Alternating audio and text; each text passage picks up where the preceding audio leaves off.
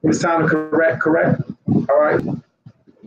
When it's time to bring shalom, bring shalom. Give a righteous judgment. All right. So when it's time to correct.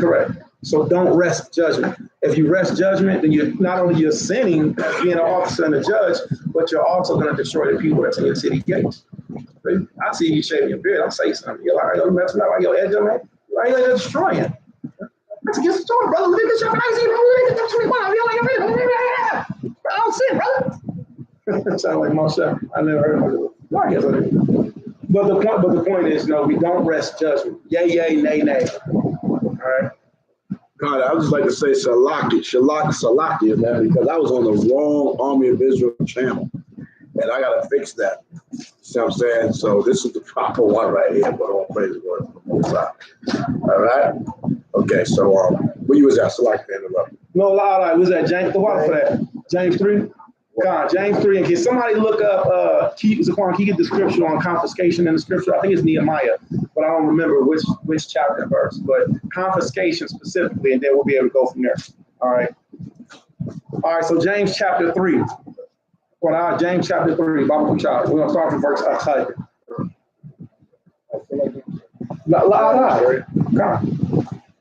James 3. Yeah. Verse 1. This is James chapter 3, verse 1. My brethren, be not many masters, knowing that we shall receive the greater condemnation. For in many things we offend all. If any man offend not in word, the same is a perfect man. So if you can learn how to control your mouth, you're a perfect man. If any man can learn how, and then Eve, man, outside from Eve, that's the world of wickedness that they live in, out of their mouth. You feel me? If we can learn how to not only control ourselves, but you, brethren, learn how to temper your tongue. The scripture says to put a bar and a door in thy mouth, and be mindful that thy tongue slide not past. See? Because there's somebody lying in wait for us to slip. The Most High said it's better for us to slip on the pavement than to slip with our tongue with our women.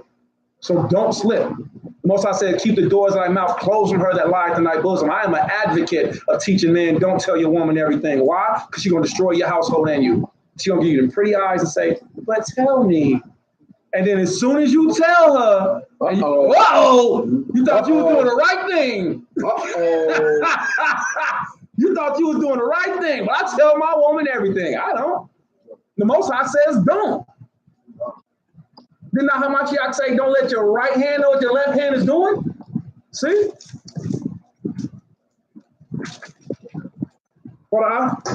James chapter 3. My brethren, be not many masters, knowing that we shall receive the greater condemnation. For in many things we offend all. If any man offend not in word, the same is a perfect man, and able also to bridle the whole body. See? Control your mouth, you control your whole body. Verse 3. Behold, we put bits in the horse's mouth. So we can control a strong, masculine, muscular, running his whole life horse. You take a man and that man runs, any porter, you're going to get stronger. You take a horse that's been running so life, a horse is dummy strong. It's so strong that they calculate how strong your vehicle is. How much what power? Horsepower. But we can control a horse with a little bitty stick in his mouth. So that shows us that if you control that tongue, behold, we put bits in the horse's mouth, that they may obey us, and we turn about their whole body. Behold, and also the ships. Now the boats have two major parts that we're going to speak of. You have the helm, you have the rudder that's in the back. Now, regardless of how big it is, because you got some boat rudders that's tall from the floor to the ceiling, but that means that boat is way bigger than that. So the boat helm, the wheel is small. The rudder small in comparison to the whole ship. The tongue small in comparison to the whole body. Absolutely. Oh, that's a headshot. Put that ribs in. Okay. Behold, verse 4. Behold, also the ships, which though they be so great, and are driven of fierce winds, yet are they turned about with a very small helm. whithersoever the governor listens. So you're the governor. So wherever you control your mouth is how it's gonna go. We have the power to speak life or speak what? Yeah. Read. Even so, the tongue is a little member, and boasteth great things. Behold, how great a matter a little fire kindles. See? So a small spark on those curtains, next to those books, next to that drywall, next to that wood, we got a problem. A small spark. Torah.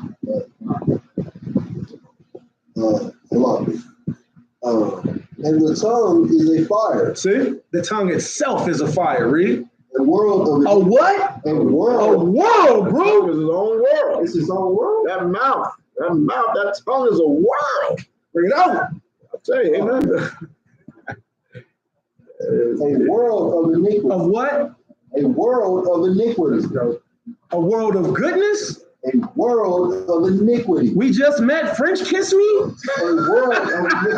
No, get your iniquitous little muscles out of my face. No, lie.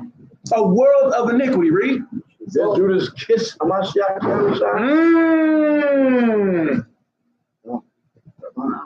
That mouth. Read. So is the tongue among our members, that it defileth the whole body. The whole body. Torah. And set it on fire the course of nature, and it is set on fire of hell. Of who? Of hell. That's how important our mouth is. That's why Yahweh Shai said the power of life and death is in the tongue. We got to be stupid mindful of controlling it so we control ourselves, and also we can teach our mashpachayim. They're not allowed to speak curses. Not in your house. You're not allowed to talk like that. She's not allowed to talk like that in your house. I'm not allowed to talk like that in your house. Come? Especially since now we see in the scripture, the Most High said it burns down to the course of hell. So you ain't about to be speaking no curses up on me and my Yalad, my Mashmachai woman. If you're giving birth to our seeds, if you're the same one that's supposed to be feeding them, it ain't supposed to be sweet water and bitter water, is it? The Most High he prefer us to be hot or cold. See? If you're lukewarm, he'll do what? Spew you out. So the Alahaya ain't dealing with that. For every kind of beast, and of birds, and of serpents, and of things in the sea is tamed, and have been tamed of mankind. But the tongue. But the what? But the tongue. But the what? But the tongue. But the tongue. See? So when Yahweh tell us, don't backbite. Don't bear false witness, man. I'm telling you, we've been around brews to where we wanted to say the smoking is out of our mouths things. But we know this law. This is principle, law, statute, commandment. This is a statute. Love your neighbor as yourself. Thou shalt not go up and down as a talebearer.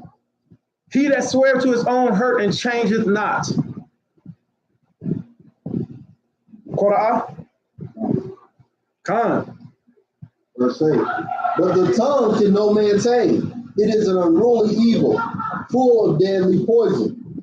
Therewith bless we Yahweh. So we bless hallelujah, Yahweh, love you, Yah, give me Yah, read. Even the Father. And therewith curse we men. Man, and then disrespect our fellow Israelite out of the same mouth. So when we see, if we hear, the Most High forbid we do, but if we see or hear another Israelite speaking against another Israelite, if you don't come 2 or 3 witnesses, if you're not showing that that brew is absolutely wrong, shut your butt up, because you're going to get yourself and others in trouble. So we learn how to control this. We teach it to our ribs, our Aquatian. Now they know how to control theirs, and now they're bringing life instead of death. Read. Which are made after the similitude of Yahweh. Out of the same mouth proceedeth blessing and cursing. My brethren, these things are not so to be. It's not supposed to be like that, sister. Be orderly, Aqua. Don't talk like that to your husband, to your children, because the Most High said what? He said her father and her husband will both what? Both despise her. The Most High said that a proud woman, her father and her husband will both despise. What's despise mean? Hate. It take a real loving Israelite to say, I'm going to swear to my own hurt and change not. Eve say the wickedest things that she can say out of her mouth, and then you still look at her and say, you know what? I'm going to swear to my own hurt and change not. May the Most High bless you as you bless me. What I'll read. Shalom, Yadi. Verse 11. Doth the fountain send forth at the same place sweet water and bear? Can the fig tree, my brethren, bear olive trees? Are there a vine, figs? So can no fountain both yield salt water and fresh. Who is a wise man and endued with knowledge among you? Let him show out of a good conversation his works and with meekness of wisdom. But if ye have bitter envy and strife in your hearts, glory not, and lie not against the truth. This wisdom descended not from above, but is earthly. See, so you got malice, strife, envy, wrath. You got these works of the flesh inside of you. The scripture says, don't lie on the truth. Don't be fake. We can't lie on the truth. It literally has to be, I don't even feel like that no more. I don't even think like that no more. But it's a circumcision process also. That's good. It's a circumcision process. All right, so watch this. So this is Sirach chapter 20, and we're going to stop right here. Chapter 20, verse 5. Sirach 25 and 6, Yasha Allah. And document this for your lives, all right? These are surefire scriptures. All of them are surefire scriptures. On doing what? Saving ourselves, being in order, and submission. And then after this, we're going to, if we don't mind, the kernel, we'll get it back to the kernel. All right, so Sirach chapter 20, verse 5 and verse 6. 20. Gone. All right. Sirach chapter 20, verse 5, and it reads, as one, it's like that, there is one that keepeth silence and is found wise, and another by much babbling becometh what? Hateful. They don't say that the one who holds his mouth is wise. It's just he's perceived as wise. Why? Because he ain't keep running his mouth. Shakwat. Sometimes you can sit amongst the counselors of Tanya and just sit and learn and be quiet and listen, and you'll be counted as wise by being shakwat. Now teach that to the Akwatian. Watch this. And another by much babbling hateful. Why you can't shut your mouth? I had Zaquan Nathan hit me with that, man. Humbling experience. Verse 6. It's like that. Verse 6. Quran. Some man holdeth his tongue because he hath not to answer. Read. And some keep the silent, knowing his tongue. So it's not time for me to say nothing yet. All right. I don't have an answer, but either reason was right. Yo. No, that's the gesture. Like you say something to me and I don't know. What is it? You speak up. I'll listen. I'll be a student. Whether I know, whether I don't know, the Most High says, be as one that knows and holds his tongue. That's the teacher to the young man. Be as one who knows yet holds his tongue. See? But I read.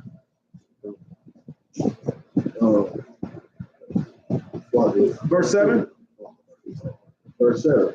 A wise man will hold his tongue till he see opportunity, but a babbler and a fool will regard no time. Read.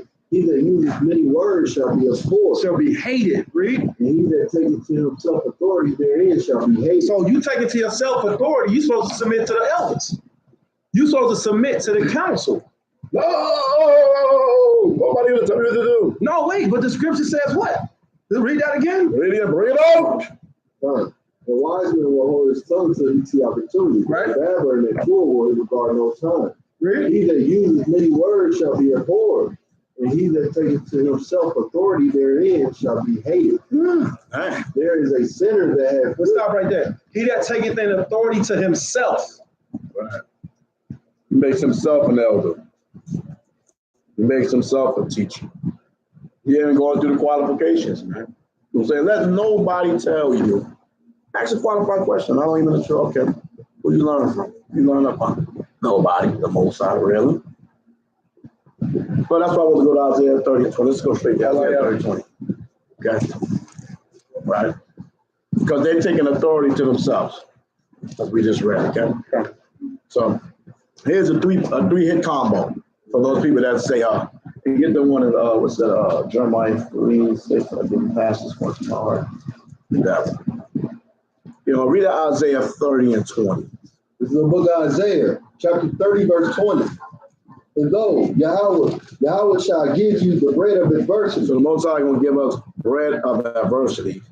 And the water of affliction. Water of affliction. So we catching it, right? We going through it, man.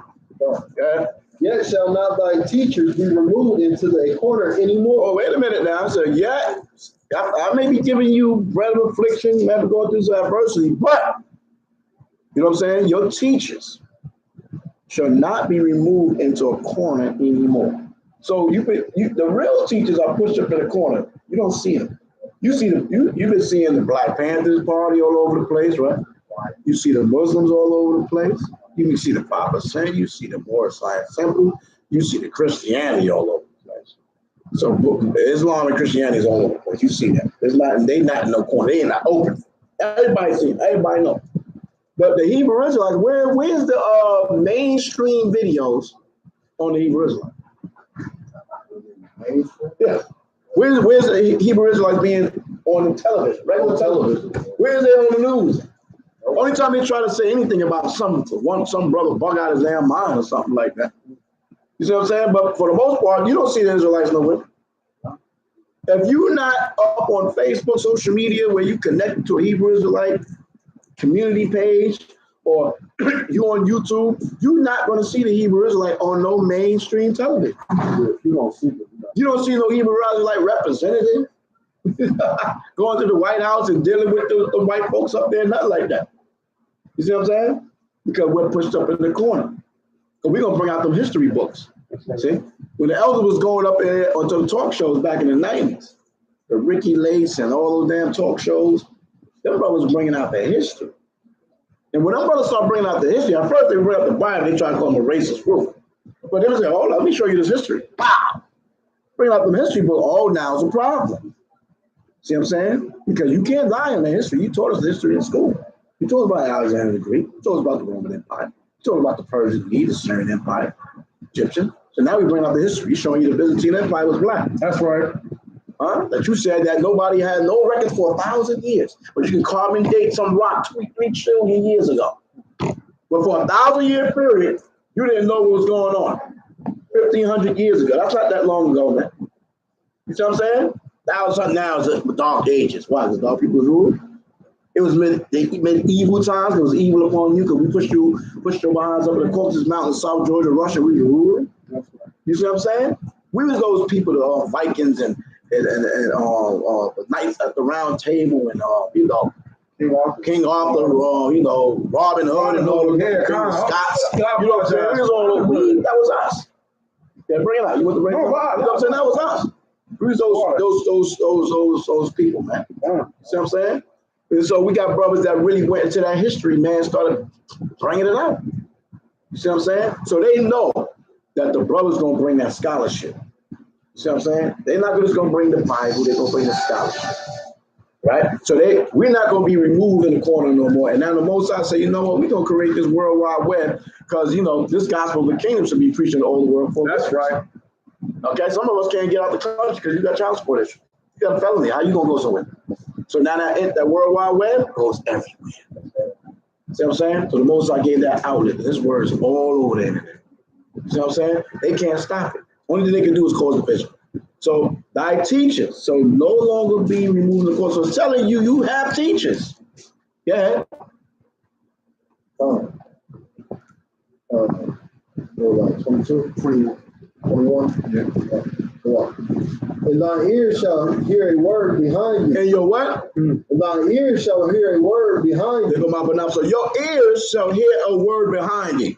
Right? So now the brothers that's walking down the street, like I was walking down the street, I heard a word behind me, in front of me, whatever. What's that? And then I go over there and listen. You see what I'm saying? People come over there and listen.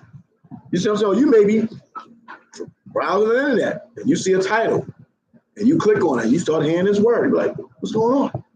You know what I'm saying? Go ahead. Saying, this is the way. This is the way. So the teachers is telling you, this is the way. Walk ye in it. Yeah. Walk ye in it. When you turn to the right hand and when you turn to the left. You walk on the right hand, on the left hand, yeah. You shall defile also the covering of thy graven images. That's it. So that's the part I want, right? So it's telling you a prophecy that you will have teachers that's going to tell you this is the way. Who's the way, the truth, the life? Hamashiach Yahweh. We're going to tell you that he's a black man. He's not the white man. That's a lie up there. That's an image. That's Caesar Borgia, so-called European white man, and Michelangelo Leonardo da Vinci painting. You said we're going to give you the history and all of that.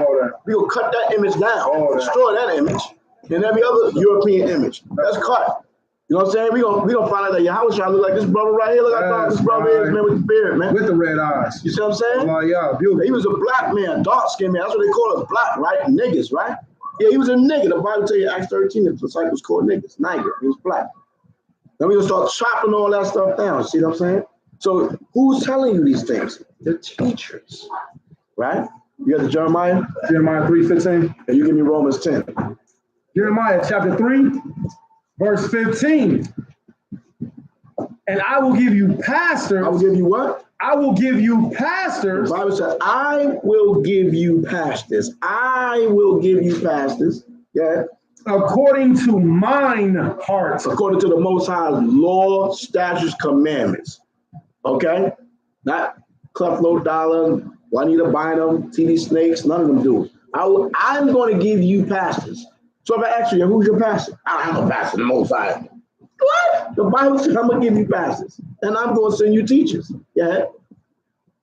The book of Jeremiah, chapter 4, it's like verse 3, chapter 3, verse 15. And I will give you pastors according to mine heart, which shall feed you with knowledge and understanding. So hold on. If somebody's feeding you, then what stage are you in? That's You're a right. child stage. Hallelujah. Right? Hallelujah. You're a child stage. Hallelujah. Okay? You're a child stage, man. You see what I'm saying? So you have to be born again. You're a baby.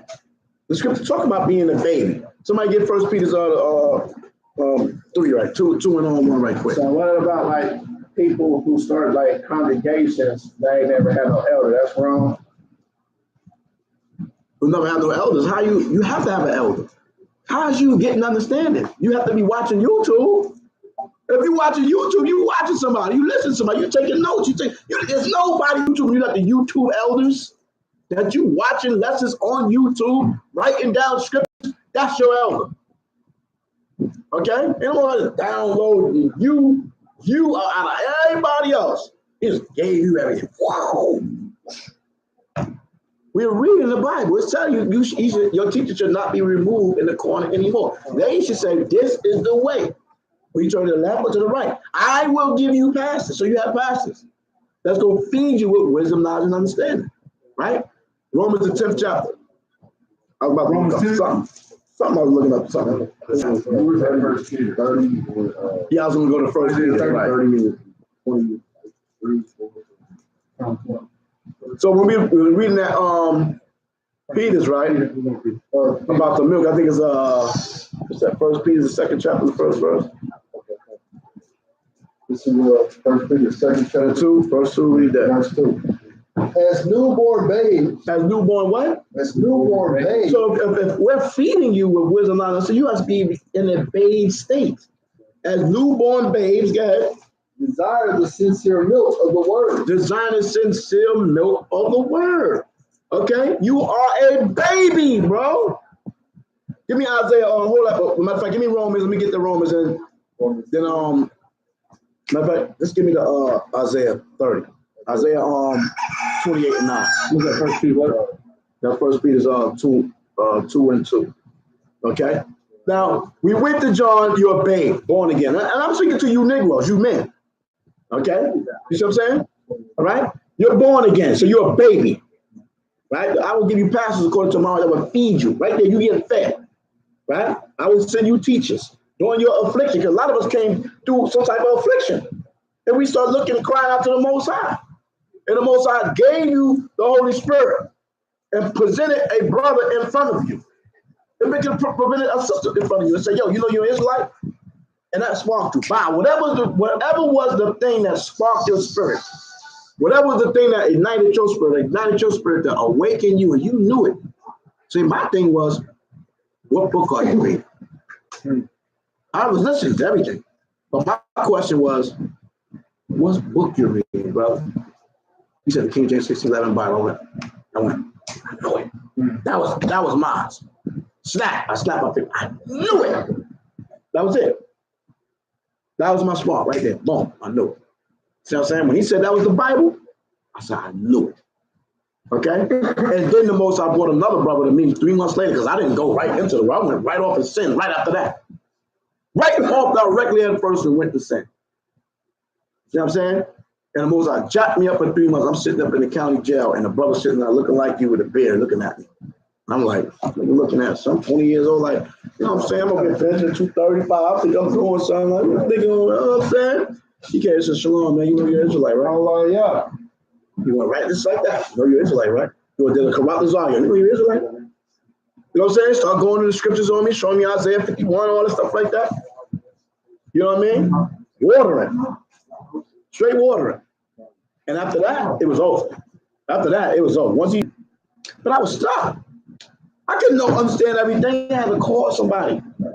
I called the brother, and he was watering me. So for somebody to tell me, you can just come in here, and there was no Google, there was no YouTube, there was no Facebook. It was me and the Bible, and a pen and a pad in my beard. I ain't gonna front. That was it. So when I was stuck and I couldn't go no further and I was done, I said, man, I gotta call somebody to get this understanding on this. I know I'm in the way, but I don't know this. I'm making up stuff now. I'm confused now. See what I'm saying? So how you not gonna have nobody that water you? Planting, somebody's planting, somebody's watering. How shall I give the what? Increase. Period. So for you to sit and tell me you have no elder, you have no teachers, you're lying. Okay, you're lying. You're listening, watching, taking notes from somebody. Stop it, bro. Okay? Romans 10. Get that, what I told you to get.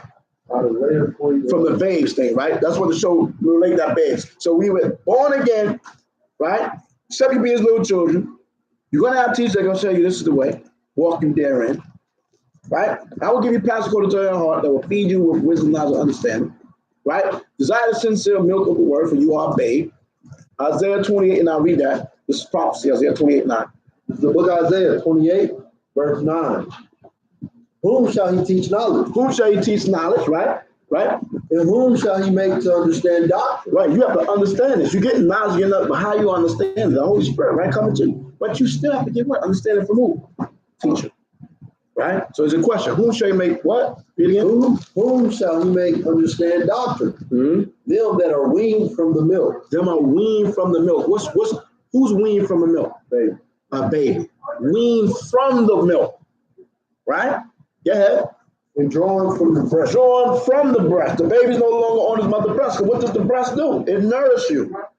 It makes you grow. A baby grows off drinking milk. Look at that. It's not even growing because you eat steak. You know what I'm saying? That's our part. You are a what? You're not a vegan. I mean, you're not a carnivore. You don't eat meat. You're drinking milk. You see what I'm saying? The baby grows from drinking milk. Right? It grows up and gets nourished. All the ingredients and all the natural things in the mother's womb to make the baby be healthy. See what I'm saying? So that's what happens when you come to this truth. You're a baby. You have to be on the bottom, brother. So I'm saying? Yeah. So it says them that are weaned from the milk and drawn from the breast. Drawn from the breast. So how long does it take for a baby to be weaned? Nope. About like a year and a half. Nope. Nope. Anybody out there know? How long does it take for a baby to be weaned? Because in the book of Genesis, like 3 or 4 months. We have there's a scripture where Abraham was finished weaning his son, and they had a celebration. Which brothers don't even do that. There's a weaning celebration, right? You're supposed to have like a ceremony or a party when the baby is weaned. We're not even doing that. We're supposed to be so deep on everything else. There's feast days in the Bible or memorial days that brothers in the truth are not observing. Okay? Genesis 21:8, and the child grew and was weaned. And Abraham made a great feast the same day that Isaac was weaned. So when the babies are finished weaning, there's a celebration. It's coming to another what? Stage of development. Okay? That's another stage of growth. See what I'm saying? It's a toddler. But he's not even a 7-year-old. We're going to find out. Give me the brother out there put 3 years. So what scripture can we prove to show that? What's an example? So the Bible says a weaning is 3 years. Let me show you that. Get the apocrypha. Get 2 Maccabees, the 7th chapter, the 25th verse. Okay? So where is the weaning feast days? The feasting for the babies. Okay? So the Bible said, who shall teach knowledge? Who should make understand doctrine? Before you read that, go to Sirach 19:19 so we can show you what is the doctrine and what is this knowledge, right? You see what I'm saying? Sirach 19:19. Get that. Anybody can bring it out. Okay, this is Sirach 19:19. The knowledge of the commandments. They go to knowledge, the same word we had in Isaiah 28. Now, who shall he teach knowledge? Who shall he teach knowledge? And whom shall he make understand doctrine? Me. Of the Lord is the doctrine of life. Is the doctrine of life. Yeah, the knowledge of the what? The knowledge of the commandments of the Lord is the doctrine of life. See that? The knowledge of the commandments is the doctrine of life. Whom shall he make understand? Right? We get that scripture right there. I want somebody to stay on Isaiah and read it. Right? Who got Isaiah 28:9? Yeah. Somebody get back on there and read it while we read that. Put these two together. Yeah. Okay. Whom shall he teach knowledge? And whom shall he make to understand doctrine? Stop. Now read that other verse of Sirach. Sirach 19:19. The knowledge of the commandments of the Lord is the doctrine of life. So the key word, I'm trying to get there right there so you don't have to do everything. Isaiah 28:9, right? So whom shall he teach knowledge? The first question. Whom shall he teach knowledge? Can you read that again in Sirach? The knowledge of the commandments. So there we got the knowledge. Whom shall he teach knowledge? So right here, you're being taught knowledge. So if you're being taught or teach, then there is a teacher. There's a teacher. You don't wake up and just know everything. That's out of your mind. You're born again. A baby don't know nothing. How you gonna say you born again and come as a little child, but nobody taught you? You have no elders. You're lying. Whom shall he teach knowledge? Yeah, and whom shall he make to understand doctrine? I read that again. The knowledge of the commandments of the Lord is the doctrine of life. So that's the doctrine. Understand what? The doctrine. Because the churches say you don't have to keep the doctrine, which is the commandments. Now we understand that the doctrine is the commandments. The doctrine is the commandments. It's not, oh, Ruth is an Israelite or not. That's just an understanding of the scripture. That's not tied to a law. Okay, you see what I'm saying? Right? Know who Esau is. That's not a law. That's an understanding. But you know what I'm saying? That's an understanding. That's not a law. Okay? See, when you go into a doctrine, is attached to a law. See what I'm saying? You're changing the Most High's law because you don't want to what? Keep the law. Right? So whom shall he make understand doctrine? Right? Where I'm at. Whom shall he teach knowledge, and whom shall he make to understand doctrine? Then thou art weaned from the milk and drawn from the breast. So read that again.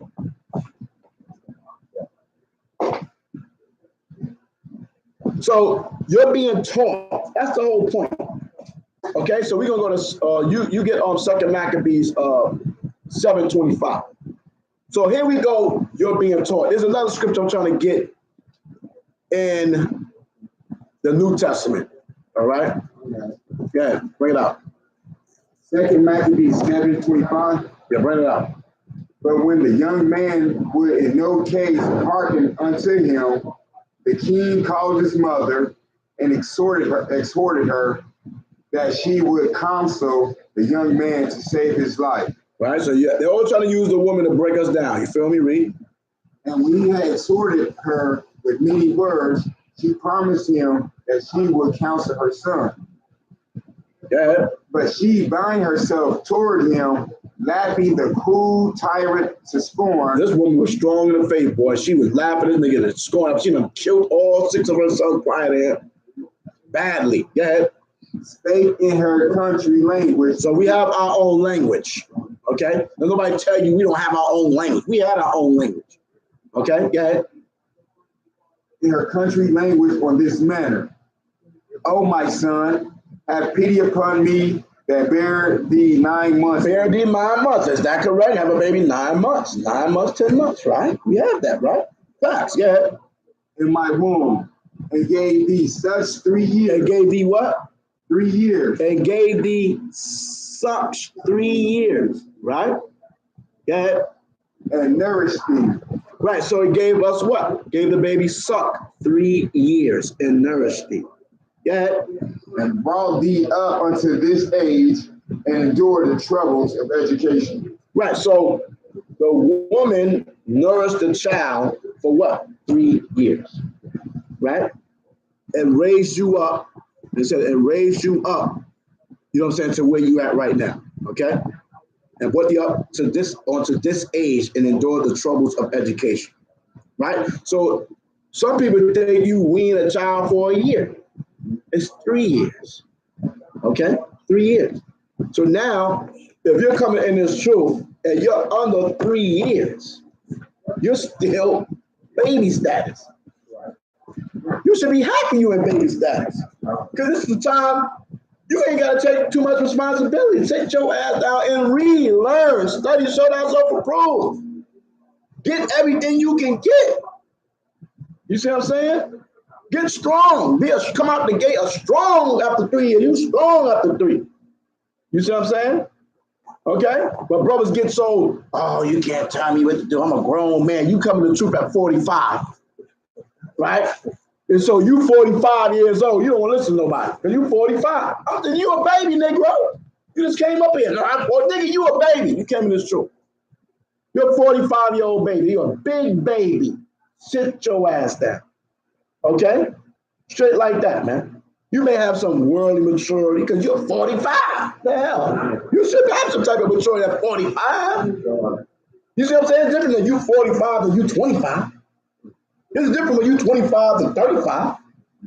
That's a whole different generation. You know what I'm saying? 10 years, you have a different mindset at 25 than 35. 35 to 45. You see what I'm saying? But you people come in the truth and they think because they older or they got some experience or they was a pastor in the church or they was some leader, they don't have to come and sit their ass down like everybody else and be a damn baby. Okay?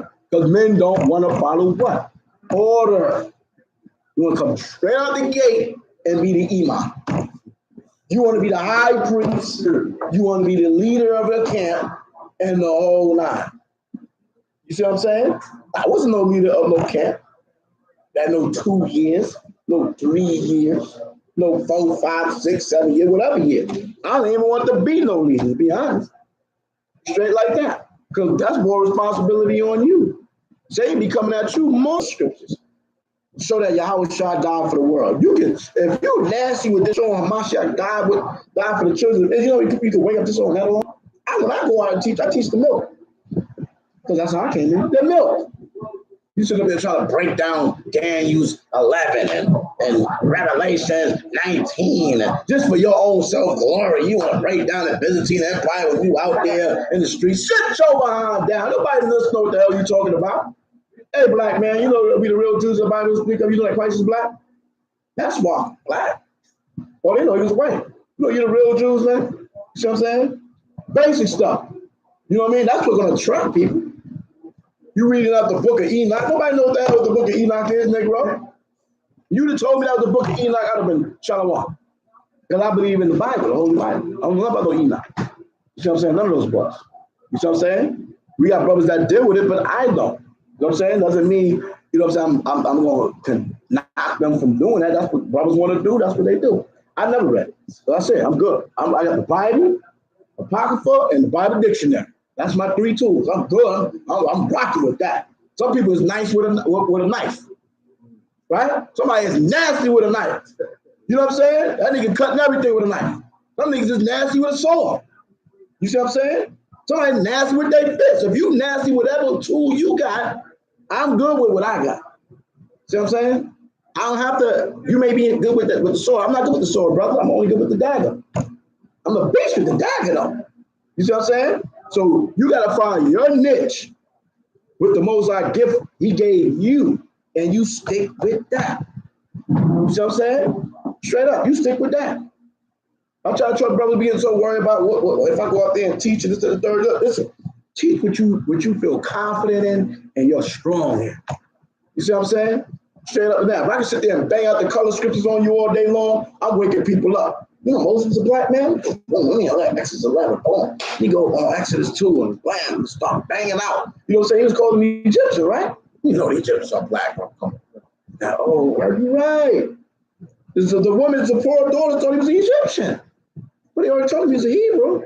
He killed the Egyptian for the Hebrew Israelite brother. Oh, so both of those black people. You see what I'm saying? Go all in. You see what I'm saying? This on the color scripts I can bang out. You see what I'm saying? So find your niche. But everybody want to be a leader. Everybody want to be the front man. right? And they say too many sheep and not enough Indians. Nobody won't be a follower. Right, nobody want to be a follower. And the follower is the one that's going to be the strongest because he's taking in everything. He got all the notes. Listen, not missing the discourse of the elders, as the scripture said. No need to rush, man. Ain't no need to rush. Soak it up. Use me in righteousness to get the information. See what I'm saying? Take your time, man. You know what I'm saying? Straight up. So let's go to Romans 10. Go to Romans 10. Romans the 10th chapter.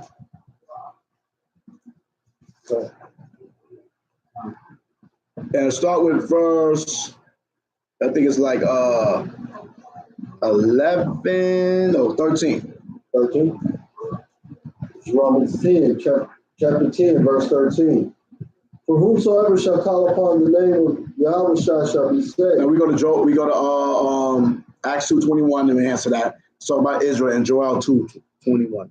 All right, go ahead. How then shall they call on him in whom they have not believed? First of all, you didn't believe in this truth before you came here right now today. Before you heard this truth, whatever year it was, before you heard this truth, you didn't believe in it. You didn't believe in it. You was a Christian, Baptist, a nigga, whatever the hell you were, thug, a gangster, whatever the hell you was. Read. And how shall they believe in him of whom they have not heard? Right? How are you gonna believe in this truth? You ain't heard this truth before. You see what I'm saying? Right? You didn't believe in it and you didn't hear it. So it's going right back to Isaiah 30:20. Thy teachers shall not be removed in the corner anymore, but thy eyes shall see thy teachers, and you shall hear a word behind you. See that? So it says now, how shall they hear, and how shall they believe in him whom they have not heard? Question again. And how should they hear without a preacher? Wait a minute. So we got teacher, pastor, preacher. Teacher, pastor, preacher. How you gonna say you nobody told you anything? How you tell me you ain't got an elder? Yeah, that's true, bro. You lying. Yeah. Finish reading, bro. 15. 15. And how shall they preach except they be sent? And how shall they preach except they be sent? The Most High sending what? His servants, the prophets. Yeah. As it is written. As is what? As it is written. Yeah. How beautiful are the feet of them that preach the gospel of peace and bring glad tidings of good things. But they have not all obeyed the gospel. Well, that's good right there. So brother put out Proverbs 1:7. Let's see what that says. That's what Proverbs is one of my favorite books. From the beginning, when I first came in, I was reading the book of Proverbs. That's one of the easy books. The fear of the Most High is the beginning of knowledge, but the fools despise wisdom and instruction. Okay, I need that scripture in Acts where it says, Paul, I think it was Paul or Simon was talking to one of the brothers, and he said, "How can I learn except a man teach me?" And I cannot remember. I'm trying to be a Googleite. If anybody can Google it and find that scripture for me. Find that for me. One of y'all princes, find that for me.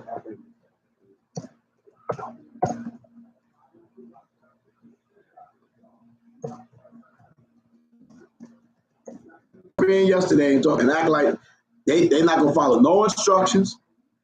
You know what I'm saying? They're gonna make all the mistakes that children do because you tell them don't touch the stove. They will not touch the stove. Bring it out for me, brother.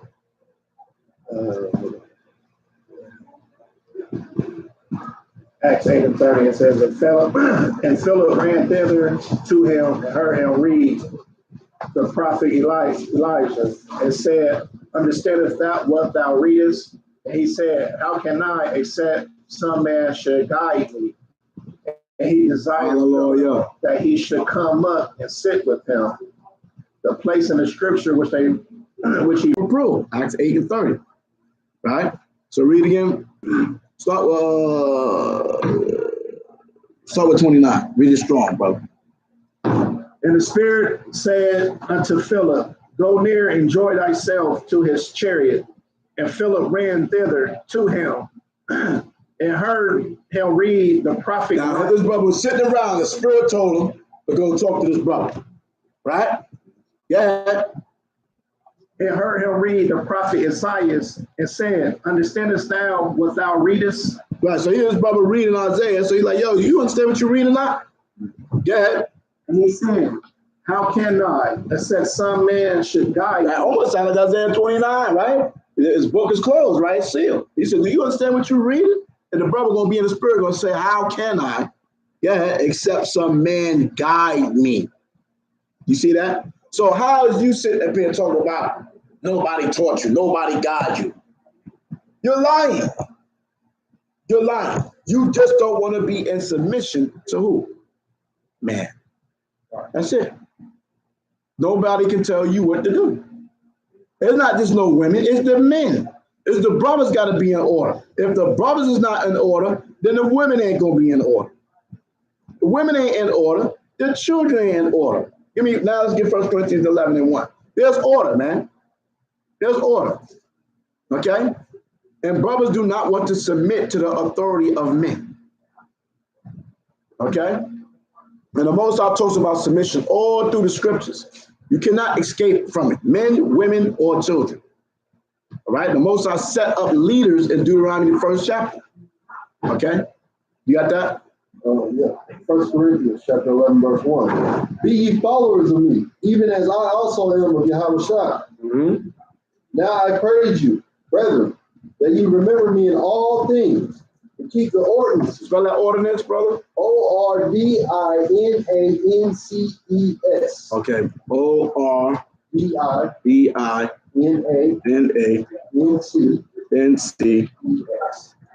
Ordinance. Right? So I'm gonna look that up in a blue letter to see what it says there. In fact, let me just do 1 Corinthians. This thing is acting all slow. 1 Corinthians. Okay. We could go, if you just, in these basic little scriptures, you can really go in depth on one scripture. It's like Isaiah 29. You see that? But see, the Most High, Mashiach Yahushua set up 12 disciples from the door. He said, tell Peter, on this shall I build. Peter, the word Peter means door, on me rock. Peter is the head apostle. So why has he got order with Peter then? If there's no head, it's a shower shop. What are you talking about? Why is there 12 apostles that's going to judge the 12 tribes of Israel? What about that? You 12 to sit upon 12 thrones judging the 12 tribes of Israel. So everybody else, 144, ain't gonna be sitting no throne judging. The 12, they ain't gonna be judging the 12. The 12th seat is already there. Order. You see what I'm saying? Then you have a 144. Then it's going to mention another great multitude. It's order. You see what I'm saying? It's order. The Most High set up men. Okay? Yeah. So, yeah. Okay. But I would have you know that the head of every man is Yahushua, and the head of the woman is the man. And the head of the woman is the man. Okay? So now, order. Do not Yahushua submit to the Father? St. John 14. Get on St. John 14 and 6.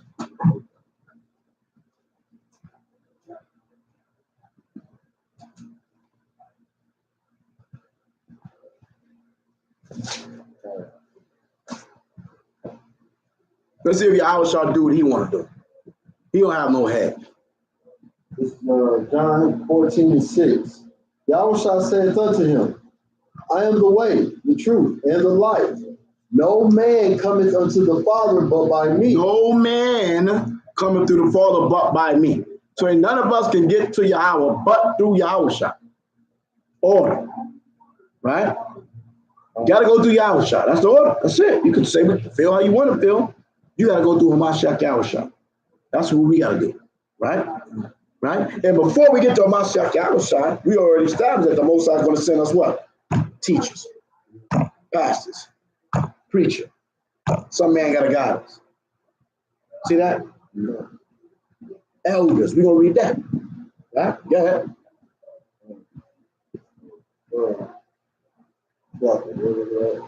You was on St. John 14 and 6, brother. All right. Yahushua saith unto him, I am the way, the truth, and the life. No man cometh unto the Father but by me. Yeah. If ye had known me, you should have known my Father. Right, if you know me, you have to know my Father. Yeah.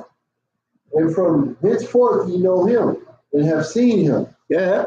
Philip said unto him, Lord, show us the Father, and it's sufficient for us. It sufficeth for us. Mm-hmm. Yahushua said unto him, have I been so long time with you, and yet hast thou not known me?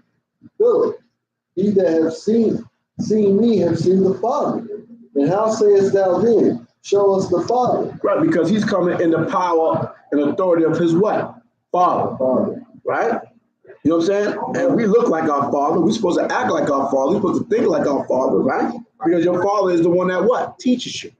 He instructs you. All of us that's fathers, we teach our children. And we don't teach them what we believe, how we think. They're going to eat what we eat. They're going to drink what we drink. They're going to listen to what we listen to. The children don't do what they want to do. They get programmed. That's why Yahushua said, have this mind in you, which is the mind of a Mashiach. We have to have his mind. He had the Father's mind. Yeah. Believest thou not that I am in the Father? I am in the Father. I'm not the Father. I'm in the Father, because people take that he is the Father. Yeah. And the Father in me. Mm-hmm. The words that I speak unto you, I speak not of myself. I don't speak of myself, right? So when we talking to our women, they act like we speaking of these words of ourselves. It's not my words. Most our words. Yeah. But the Father that dwelleth in me, Yeah. he doeth the work. He doeth the work. The Father's power is what within me. He doeth the work. We receive the Holy Spirit, right? From Mashiach. That power is coming from him. Yeah. Believe me that I am in the Father, and the Father in me. Or else believe me for the very works' sake. Verily, verily, I say unto you, he that believeth on me, the works that I do shall he do also. And greater works than these shall he do, because I go unto my Father. I go unto my Father. We got people sitting there he is the Father. I go unto my Father. So he's schizo now. I go to myself. My Father is me. Like, that's stupid, man. You see what I'm saying? So Hamashiach Yahushua has a head. He's breaking down his head, right? He's talking about my Father. I come to do his work. Yeah. And whatsoever you shall ask in my name, that will I do, that the Father may be glorified in the Son. So the Father must be glorified in me. See what I'm saying? He's representing who? The Father. So if he said, if you don't follow me and you don't listen to me, then you don't have the Father. That's order. That's his head. He's giving reverence to his head, right? See what I'm saying? Order. Okay? Now, Yahushua has set men up to what? Teach, preach, lead. You see what I'm saying? Hamashiach Yahushua is the word. He said what? I come in the volume of the book. It is written of who? Me. Right? So when did we first see orders for you brothers out there? Go to Deuteronomy, the first chapter. You want to bring something up? No. Yeah. Deuteronomy what? No, yeah. Deuteronomy 1. Deuteronomy, the first chapter.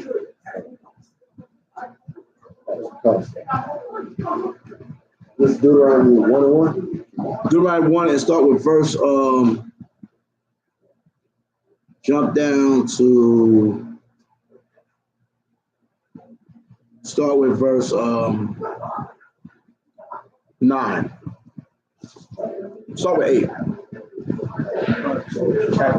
Deuteronomy chapter 1 and 8. This is the book of Deuteronomy chapter 1 verse 8. Behold, I have set the land before you. Go in and possess the land which Yahweh swore unto your fathers, Abraham, Isaac, and Jacob, to give unto them and to their seed after them. And I spake unto you at that time, saying, I am not able to bear you myself alone. Right. Yahweh has multiplied you, and behold, ye are this day as the stars of heaven for multitude. Yahweh of your fathers make you 1,000 times so many more as ye are, and bless you as he has promised. So now Israel is grown as a nation. Moses cannot possibly govern every intricate part of a nation of that size. That's ridiculous.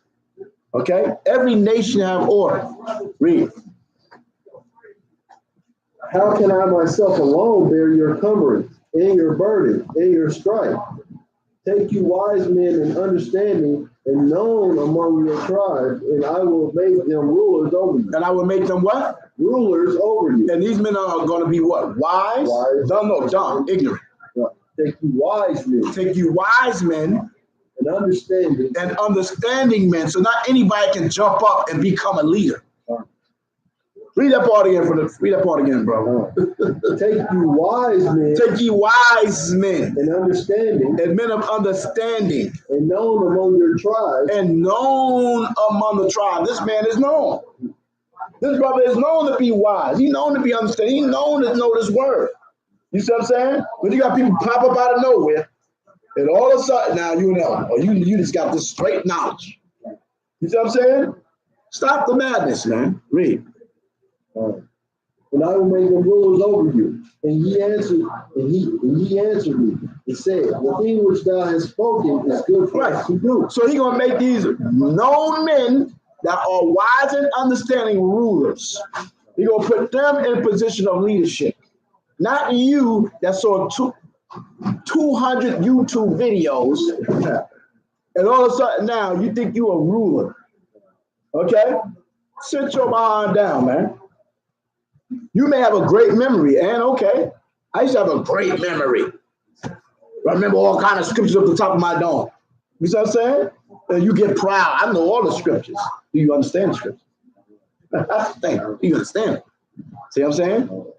Now you may have knowledge, you may have some wisdom, you may have some knowledge, you have understanding. See? And that's why I start sitting with, I used to be on Facebook battling, and I said, you know what, I'm gonna get my number out here. Call me, bro.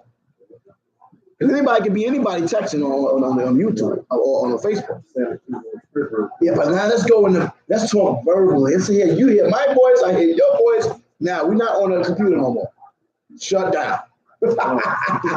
Shut down. Whole different ball game when we get real. It's a whole nother ball game when it's time to get face to face now. See what I'm saying? Because you could be an incredible hawk over the internet. You know what I'm saying? With no over your profile. So we sit down and we open that Bible 101. Now let's get it. Let's get real now, my man. Let's face that fire. You think you know something? Let's go. Okay? So known among the tribes with wisdom and understanding. Yeah.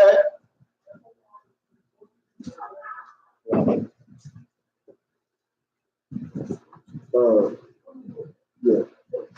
14. And he answered me and said, the thing which thou hast spoken is good for us to do. Yeah. So I took the chief of your tribe, wise men and known. So chief is heads, right? Elders, leaders. Yeah. And made them heads over you. Captains over 1,000. Mm-hmm. So there's captains, there's men that was put in position to be rulers over 1,000 men. Shalom. Shalom, shalom. Shabbat shalom.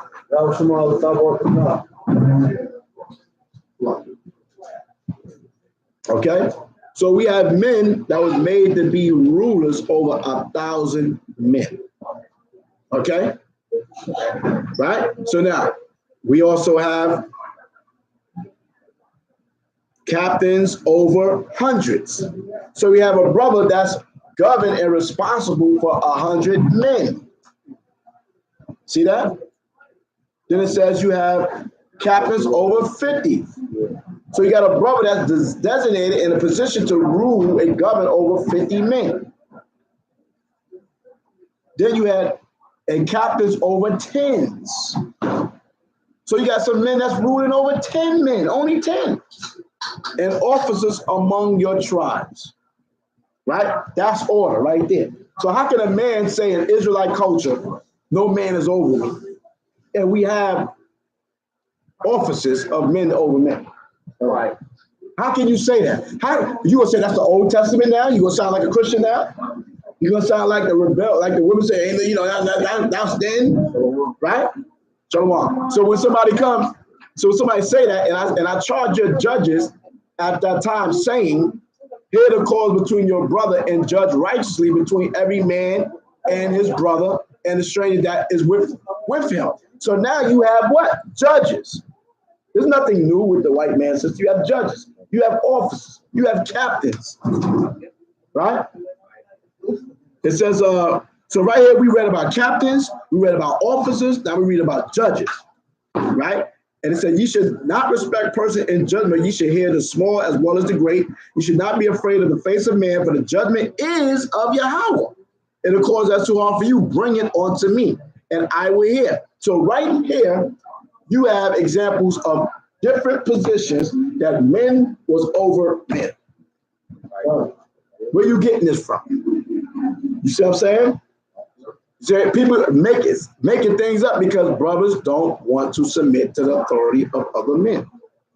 Yeah, brother. So whenever you're trying to, and I'm not saying I would do this, but I mean, let's say we had elders, like just like James is, where there may be elders in the city, but you really ain't got nothing started. So if we were trying to start something, this would be the blueprint for it. You see what I'm saying? Right, it's the blueprint. What you said, right. You see what I'm saying? Brothers that's showing themselves approved and showing themselves approved. You see what I'm saying? Well, you know, when you just starting out, you're gonna have to do a lot of legwork. You see what I'm saying? So that means you're taking a leadership role, but you're still being developed by an elder. You have somebody you going to. You see what I'm saying? Because therefore, there'll be no accountability for you when you going to hell off. And you know what? Well, I'm still new, but when I first got it, like I've been in it for about 2 years. I'm still new, but I'll say first, everything within the first year.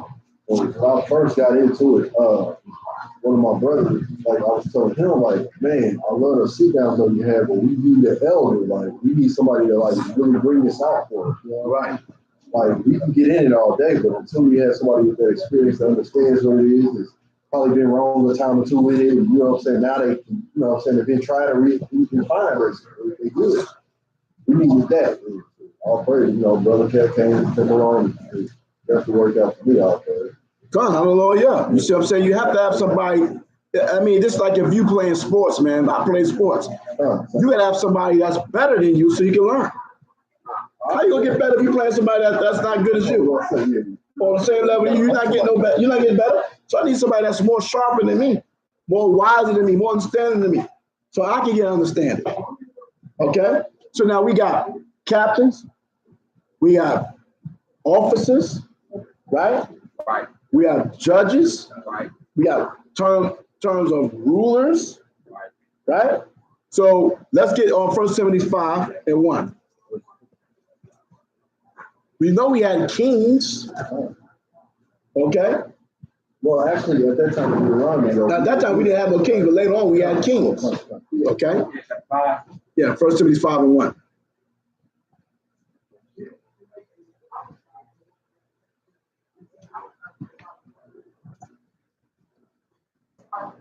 And this is for men, right? What I'm saying right now, because you know what I'm saying? Because the brothers think like nobody can tell them a damn thing.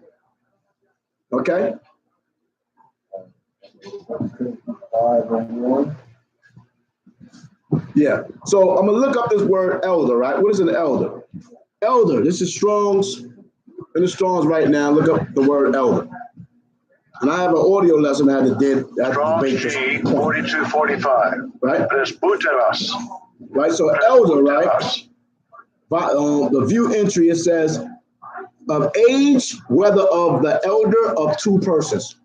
Between the two people of age. Right. So you're an elder based even off your age. See what I'm saying? Now, I'm 46 right now. See what I'm saying? So if a brother coming into you're 20 years old, brother, you know automatically know I'm your elder. It's in age alone. Right, yeah, right. Then you older like son, like for real son. You see what I'm saying? Stop playing. If you're 30, I can still have you. I've been had you at 16, 15, 16, right? So I'm saying this in age. Now we talk about spiritual age, in the walk, in the truth. If I've been in this truth for years longer than you, then I'm an elder over you, right? Even if I'm younger, he's an elder in spirit. So for example, like, because I watch a lot of, I'm a YouTuber too, so I watch a lot of podcasts too, just in spirit time. Honestly, that's my TV now. Like, but, right. But, like, have you ever heard of, like, the Light of Zion? Them boys out of Baltimore? The Light of Zion? Yeah, the boys out of Baltimore. Oh, yeah, the young brothers, yeah. Yeah, right. So they would be an elder to me, even though I'm probably older than them. Right. I don't know how long they've been in the way. I don't know how they've been in the truth. I know them brothers out there teaching, so I have to like know how long they've been around. I don't really know them like that. The only reason I say is ever since I've been in the truth, I've been watching. So right. Be an elder. Right. So spiritually, you know what I'm saying, there'll be more seasoned in the walk than you. You know what I'm saying? Right. You know what I'm saying? There'll be an elder of you in your walk. Like if we're in high school and I'm in the 12th grade and you're a freshman, I'm a senior. Even if I'm a brainiac, you know what I mean? All these things, you're gonna be there. I'm about to graduate, my dude. Right, yeah. Okay? So understand that, right? So let's finish reading that.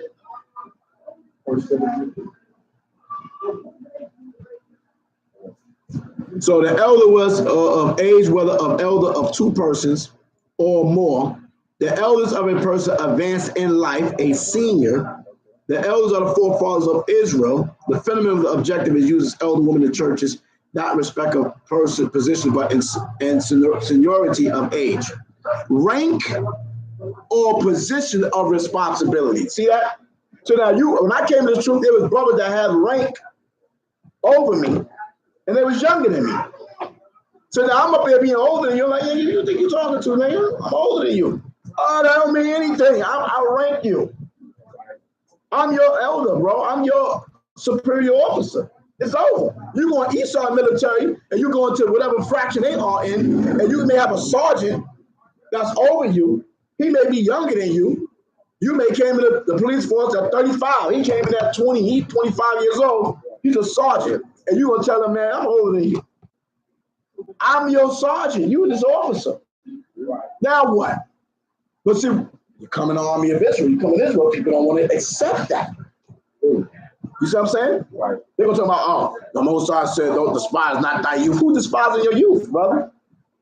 You can't use that scripture to justify you out of order. Right.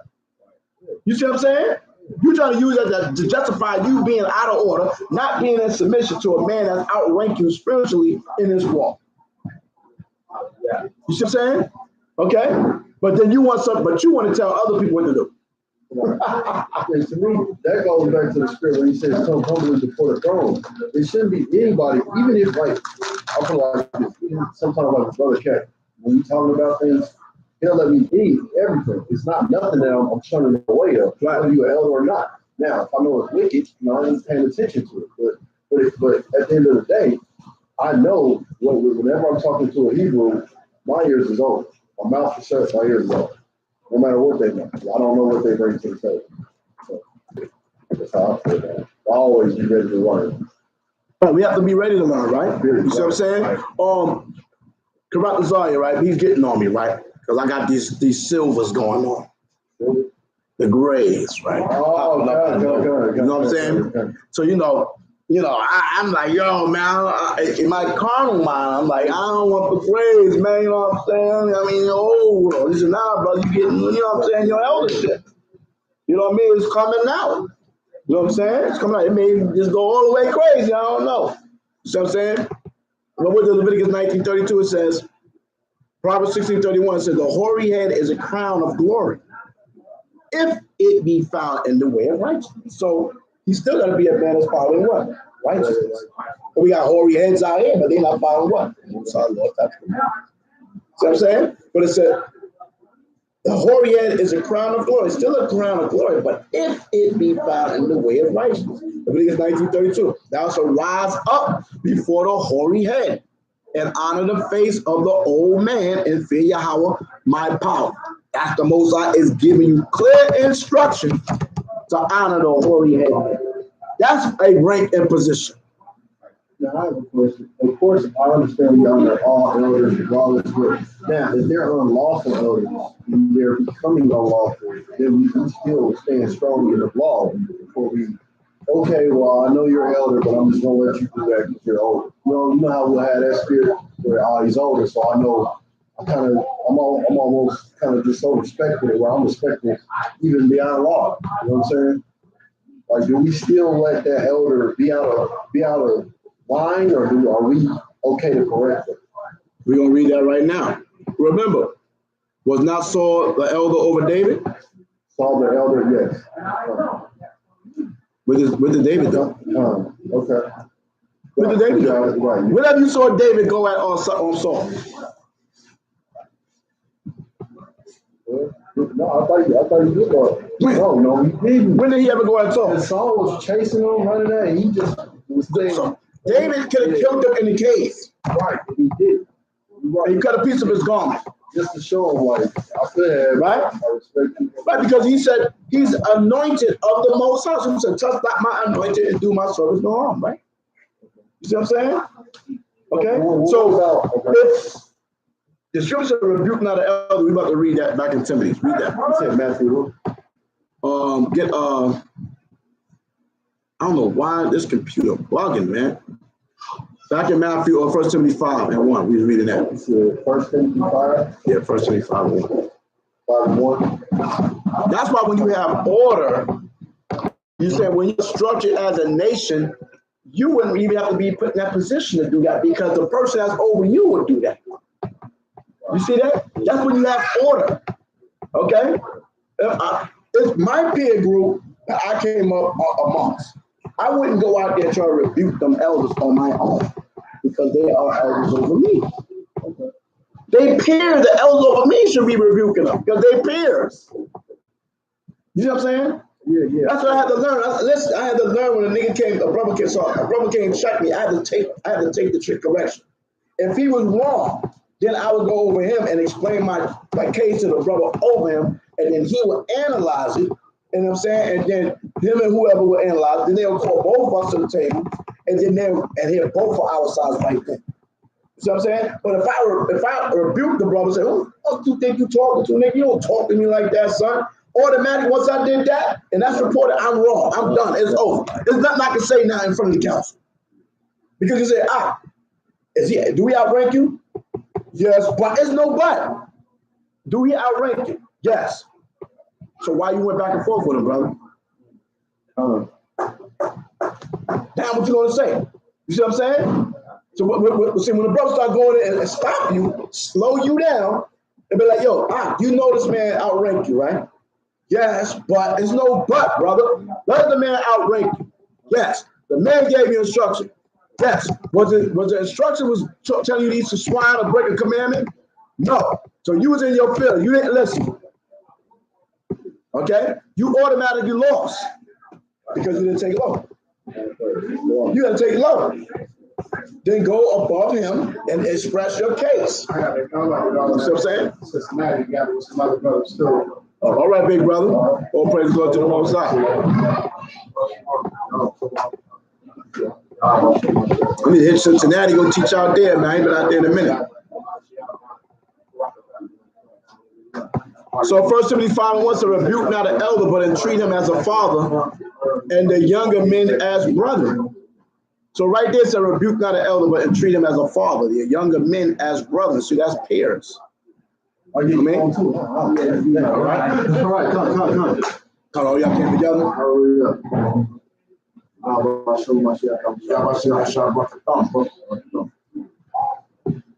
Right, Father.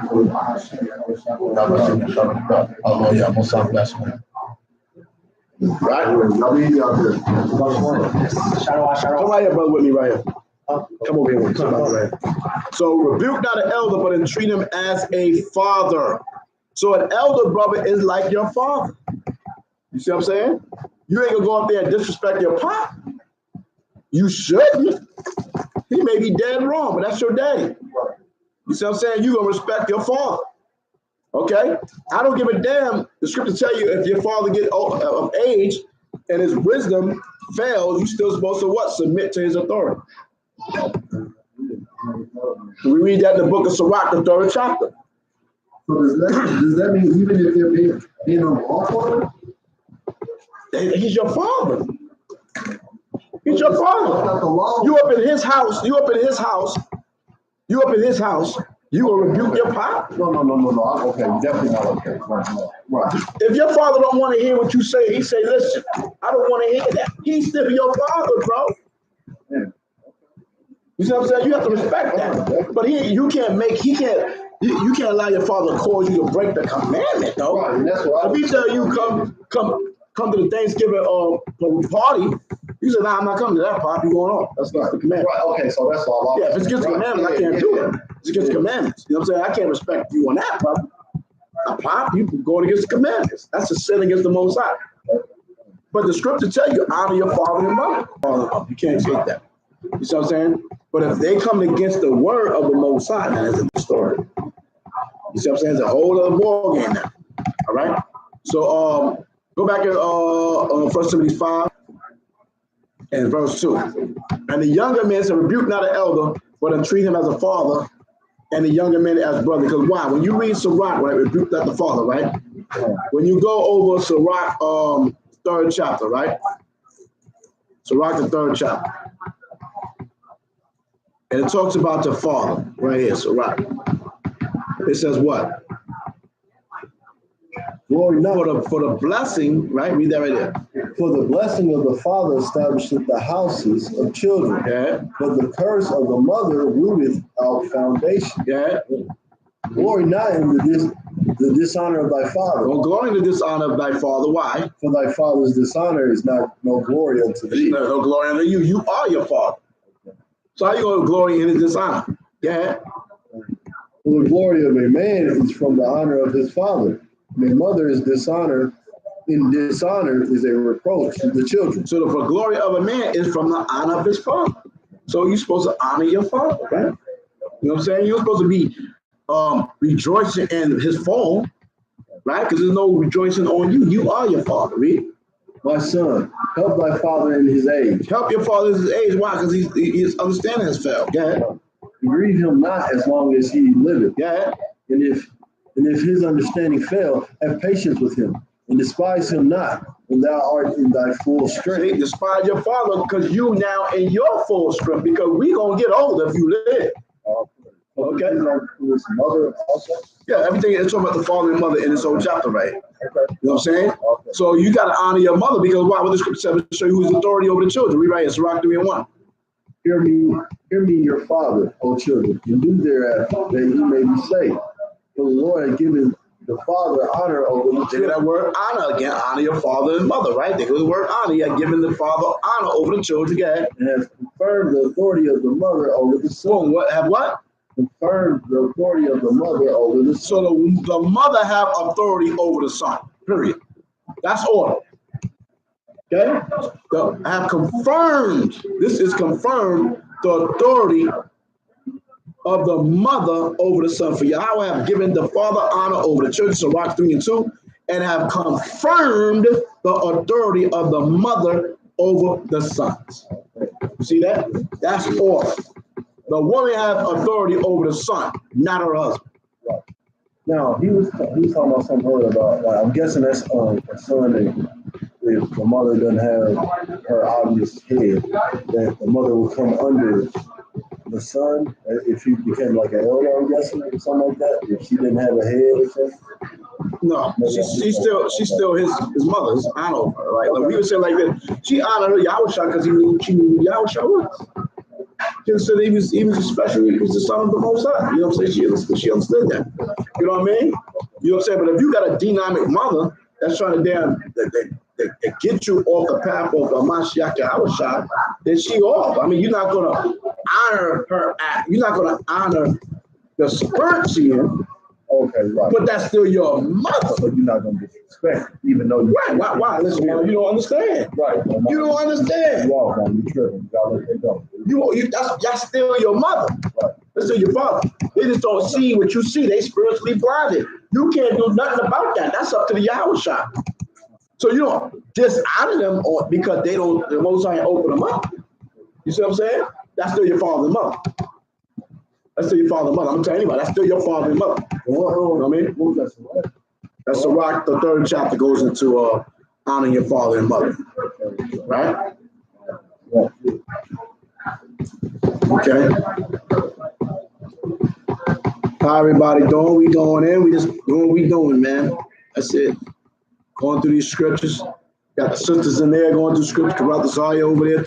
And take a step over there. So we're going to continue to bring forth some of this understanding. Shalom to the 7 still watching over here at the new live classroom. We gotta wait till everybody else start migrating over here. You see what I'm saying? Since they shut down the Army of Israel headquarters live channel once again. Somebody going off on me, man. I'm saying I just got off a shutdown for 90 days, and I was only back up two weeks. And somebody flagged my video, so they give me another 90 days. That's 6 months, man. I was wondering what happened. I seen you pop up after y'all had, I think after y'all went on some trip, and then you came back home. I seen you do a couple of videos. Yeah. I seen nothing after that. Yeah, I was doing the classes. Yeah. When I was in Albany, Georgia, or Albany, New York, me and my sons. Malachi, Maccabee, Jeremiah did a class. I did a couple classes. And by the time I got back to Missouri, I got a flag. YouTube? Yeah, YouTube. 90 more days, bro. And I was only up and operating for 2 weeks. 2 weeks, bro. I'm so pissed and mad. Like, I got 16,000 subscribers on there. You see what I'm saying? Yeah. Okay, we don't have no 7 people watching only on my channel. Wow. You know what I'm saying? But I got to build this up in the whole 9. And, you know, because somebody is being the damn devil. I mean, that's just what it is. You see? You know what I mean? But we're going to keep working. We're going to keep doing what we're doing. It's all good. You know what I'm saying? So what about this, you know? So now we're reading that we must submit. You know what I'm saying? We're reading about captains for the brothers. There's captains, there's officers, there's rulers, there's judges, there's elders, right? And it says, verse 2, 1 Timothy 5:2, the elder woman as mothers, the youngers as sisters with all purity, right? So we're supposed to honor the elder men, fathers, the elder fathers as elder men as fathers, and the elder women as mothers, right? You see what I'm saying? So when you read 1 Timothy's, go to 1 Timothy 5:2. What else did we just read? Go to 1 Timothy 5:19.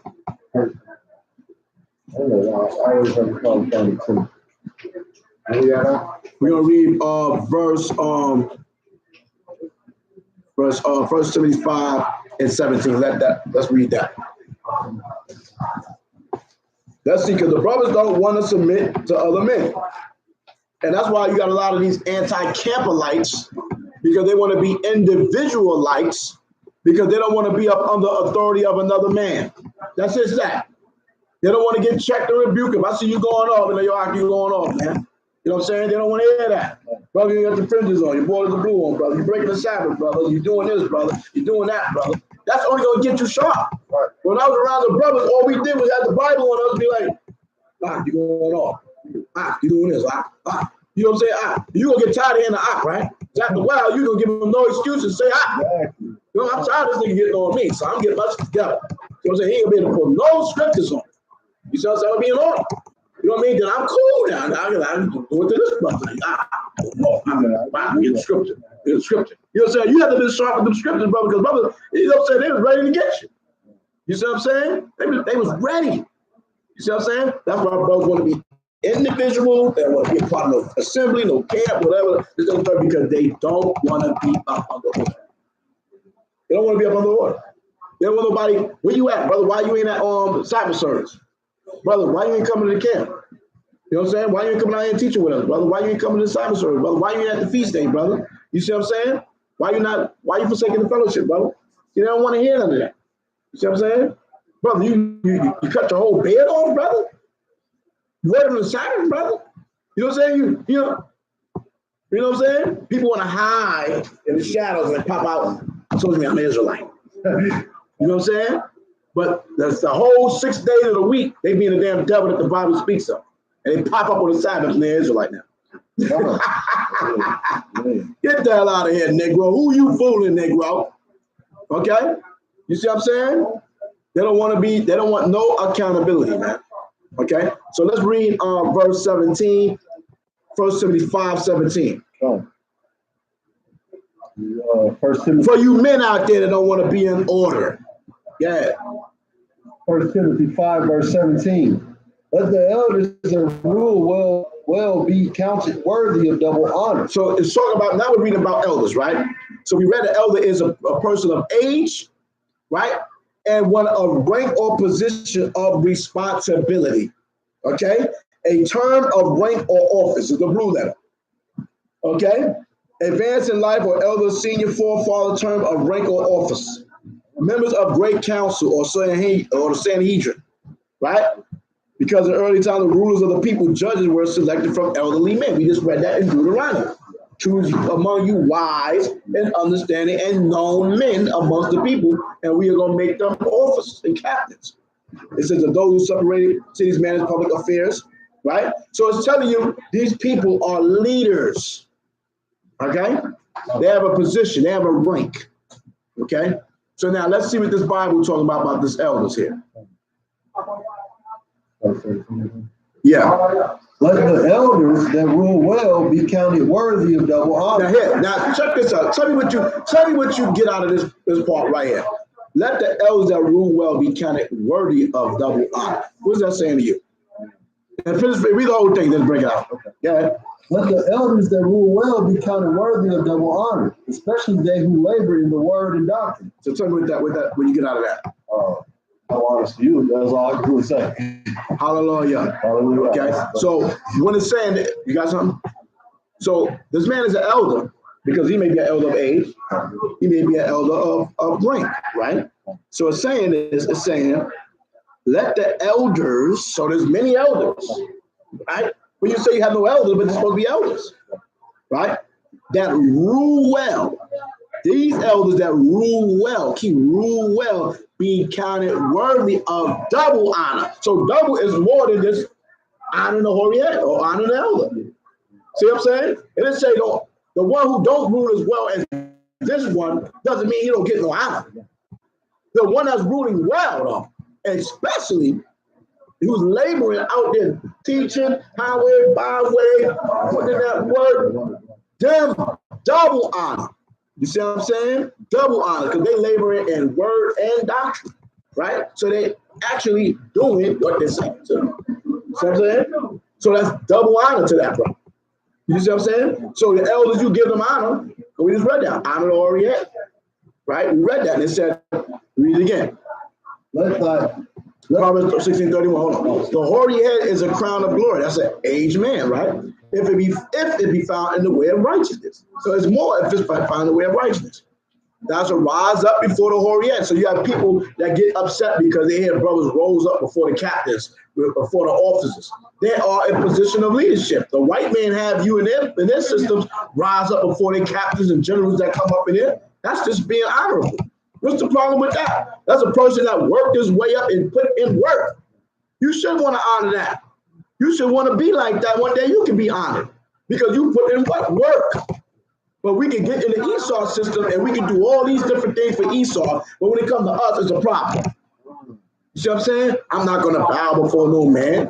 Bow is just showing reverence to him, bro. What's the problem? You see what I'm saying? You're not bowing at and worshiping him as a God. You see what I'm saying? What's the problem? You see what I'm saying? But people make things so hard because black men cannot submit to one another. They can't. Yeah. So what would be the action to show a double honor? So if I'm trying to show you double honor, what's the action that I do? Or I just say double honor? Right. It's of course everything is an action, right? Right. That's what you know what I'm saying? If I say yo, man, you know what I'm saying? I need you to do this or do that. You're gonna do it. Because you know that this man is in the spirit of righteousness. You know this man is sincere about what he's doing. He ain't trying to hurt you. You know what I'm saying? I mean, when you try to pay dues, even in the world you join a gang or whatever, nigga, you gotta pay dues. Don't go to the store, man. Go to the liquor run or whatever, my nigga. Like, you know what I'm saying? You gotta prove that you can follow instructions. You see what I'm saying? And submit. It's all about submission. How are you submitting? You know what I'm saying? You can't do simple shit. You know what I mean? You may get mad. You trying to tell me to go to the store. That's something simple, my dude. You can't go to the store to bring food for us or whatever. You're going to eat too. But people will do it in wickedness. That's the point. But they won't do it in righteousness. You see what I'm saying? They do everything in wickedness, but not in righteousness. You see, when I was in school and the captain officer told me, yo, Mark, I need to go to the store for me. Yes, sir. Come, yes, sir. I did it. It's a problem. You know what I'm saying? Even the one that I didn't even like, but I knew he was great, and I knew he was just doing it because some brothers don't just do it just to do it. You see what I'm saying? You got the nice brothers, leaders, and you got the four, what do they call that? You got the forward leaders and you got the gentle leaders. So brothers will listen to the brother that he speaks smooth and so, hey brother, can you go to the store? Yeah, brother, I'll go to the store for you. Now, yo, you go to the store. You go to the store, get something. Why you talking to me like that, son? What you mean when I'm talking to you like that? Man, go to the store, brother. I gave you an order. Now you in your feelings. See what I'm saying? Because you listen to the brother that say it all smooth and soft. See what I'm saying? But the forward, stronger man, you get your feelings. Well, maybe that's the man that's testing you. That's the one that's going to see if you're going to submit. Because you don't submit. Submission is not when you submit when it's easy for you to do it. That's not submission. Submission is when you don't want to do it and you still do it. That's when you submit. When it's grieve you to do it, when that feeling comes for you to walk, and you're like, all right, I got it. That's when you submit. You see what I'm saying? Because if I sit right here and say, yo, I got 2 plates right here. What's your favorite food? Spaghetti. I got some spaghetti, bomb and spaghetti right here. Bomb and spaghetti right here. Let's see what my people out here doing right here. I got the bomb and spaghetti right here, right? And on this plate, I got a plate of locusts, seasoned up in the whole 9. Seasoned, you got the parsley on it, the pepper glisten. It looks seasoned, gourmet-ish. But you know those is locusts there. And I say, eat the locusts, brother. Okay? See what I'm saying? You made this be that easy to eat the locusts. I may tell this brother, eat the locusts. I'm not eating no damn locusts, brother. I'm not eating no locusts before, brother. You going off, brother. I'm not eating no locusts. But it's lawful, brother. Am I telling you something wicked to do? I'm not telling you nothing evil. I ain't told you to go to the store and buy me no cigarettes, nigga. I told you to go to the store and give me something lawful. What's the problem? Why you can't follow that command? You know what I'm saying? Now, if I turn you to the store and say, yo, I'm going to give you some pork chops, you going to be my brother's keeping the eye. I'll be the elder, brother, but you know that's unlawful, brother. And I may be saying that, see if you would do that. Because I may be testing you, see if you going to go to the store and give me some pork. And I'm going to rebuke you. But now you respect the person. Because you're supposed to check me now. Even if I'm going off like that, you're supposed to check me right now. And talking to me as a brother in love. You see what I'm saying? Straight like that. You know what I mean? So it's understanding in it. You see what I'm saying? But that's just an example. Like if you put something there, if I say eat the spaghetti, you're going all the way in. Well, I put the locust in, you're going to pause for a second. You're going to hold up. Locust. I don't know. I know you said you're going to eat the locust. It's time to do you did it quick to the locust. So I got to go give me some locusts. What's like what means that the law? You know what I'm saying? Yeah, we eat locusts, John the Baptist ate locusts. We eat locusts. Yeah. It's actually eat. I was salty when I found out it was that let me know that was going to be something. Okay. You know what I'm saying? So submission is when it's hard. And we're gonna go through that scripture. Okay? So let's finish the scripture we was at. We was in First Timothy's is in 5, right? 17. 5 and 17. Yeah, bring it out. If you're there, go ahead. Let the elder rule well. You got it? Be counted worthy of double honor, especially they who labor in word and doctrine. Read 18. Right? For the scripture saith, thou shalt not muzzle the ox that treadeth out the corn. Right. This ox is working. You see these brothers out here putting in the work. You see what I'm saying? They diligent. How you not going to respect that? You see what I'm saying? But you got these Negroes out here that's pop up out of nowhere. They're not doing no work. They got the most to say. Why you out there in the street talking, being a racist? Why you doing this? You ain't doing a damn thing, Negro. You on Facebook running your mouth. What are you doing? What is your works? What have you done? Who have you helped? Who lives? Who have you changed? You haven't done nothing. But you got the most to say, man. You see what I'm saying? You may not even get along with a person, but the man do the work. I gotta respect the man's work, man. The man put in the work. Now, what can I say about that? I'm wicked if I talk about that. I'm all put in the work. That's it. See what I'm saying? Spirits connect. Some spirits connect, some spirits don't connect. You know what I'm saying? But that still doesn't mean that you out of order. Because there was brothers that was over me that I really didn't like. See what I'm saying? I knew that there was like demo with it. You know what I'm saying? But I'm in a system of order. I have to respond and respect the order, bro. That's it. Because when you get positioned to be order and now you have to give out commands, then guess what? If you wasn't in order, you most likely put somebody that was just going to be out of order with your ass. Now what? Now you got the taste of your own medicine. See what I'm saying? But you got a lot of people that don't want to follow order, but they want to be in position of authority. You see what I'm saying? That's off, man. Yeah. Scripture saith, thou shalt not muzzle the ox that treadeth out the corn, and the laborer is worthy of his reward. Wait a minute, there go that word again, the laborer. What laborer? Is that what somebody talking about working Esau 9-to-5 job? That laborer is not talking about that. Right? That laborer is working in the vineyard of a Mashiach outside. Huh? That's not talking about all your working at McDonald's.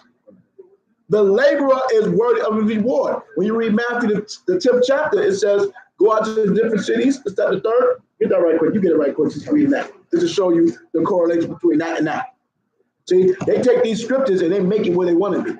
Right? We're reading about elders, teachers, leaders, pastors, ambassadors. Whether you want to call this a bishop, deacon, whatever the case is. Men out there doing the work. And he said the laborer is worthy of his what? Reward. Right? And read verse 19. Against an elder, receive not an accusation. See, against an elder, you alone should not what? Bring forth an accusation. Right? Go ahead. But before 2 or 3 witnesses. You need 2 or 3 witnesses to confirm what you're bringing out. You see what I'm saying? 2 or 3 witnesses. Okay? So if you're trying to correct an officer over you or somebody in rank over you, you out of order. That's what I was saying, man. I don't know if you was here. I said, when a brother was checking me and I got mad about him checking me, I bucked up against it. So now when he took me to counsel, I automatically lose. Because the question is, who's the highest ranking officer here? Who's the superior officer? He is. Did he give you an order? Yes, but did he give you an order? Yes. Was it unlawful? Was it against the commands? No. So why you didn't submit to it? Why did you buck up? Why you gave him mouth? Why you did not listen to the order? There you go. Hallelujah. Shalom. Oh, praise the Lord. Now y'all want to see my second house. This is the elder brother in the way. Been around since I was backing around in the days. Your white desire. Hallelujah. What's going on, brother? Oh, God. Got the seat right here. Brother, sit by your brother. Get the high sheets, the chair. Stop.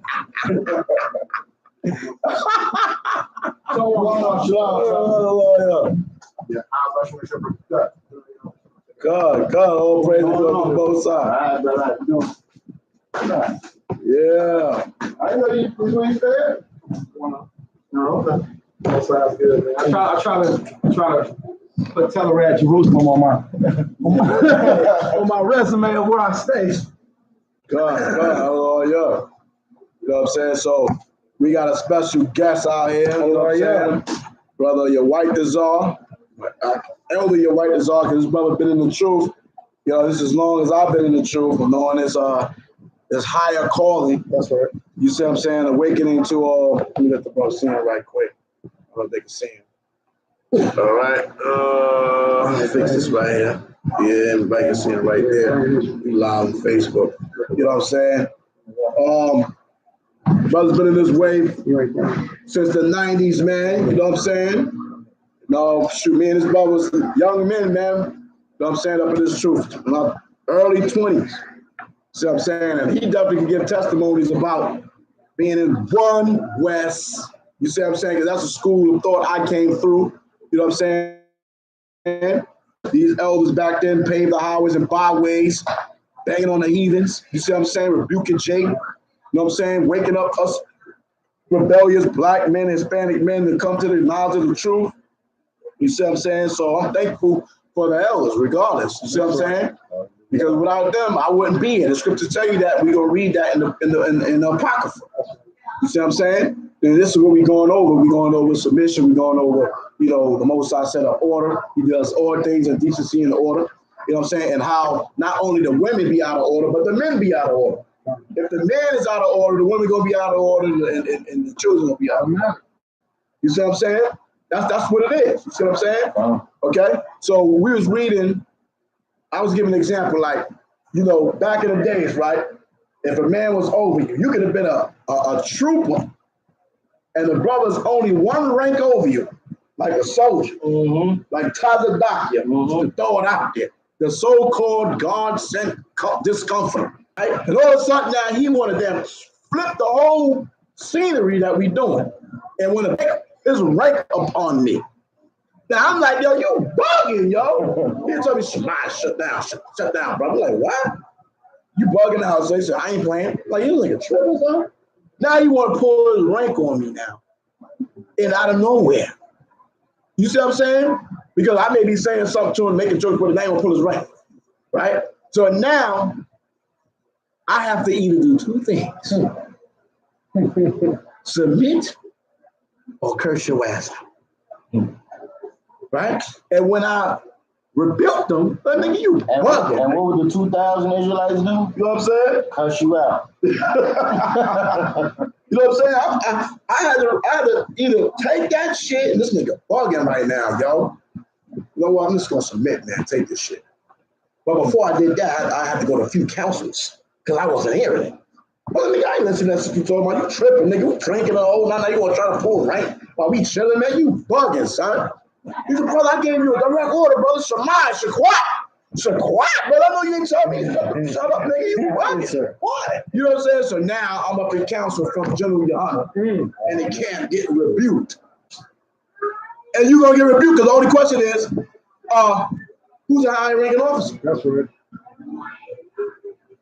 He tried to document. What's your rank, brother? I'm a trooper. What's his rank? Soldier. Who ranked out? Who? He outranked me. So why you ain't submitted to what he said to you? Because we were just sitting there drinking, and I don't care. He told you to do something, and you ain't do it, brother. Well, I'm saying we didn't sit there. Well, you don't want to go back and forth in front of the elders because you don't really get smashed. See, back in the day, the brothers had like your main brothers. Everybody had like 10 precepts for you. Okay, so when you start getting out of order, all the brothers pulling out the daggers. Brothers got their fingers on 3-4 scriptures for you. Your man's gonna cut you. You see what I'm saying? So He's matter of fact, he's supposed to cut you first. He's supposed to cut you. You see what I'm saying? So now either you're gonna submit or you're gonna be embarrassed. And if you can't take the camp council, you don't want to go before the elders.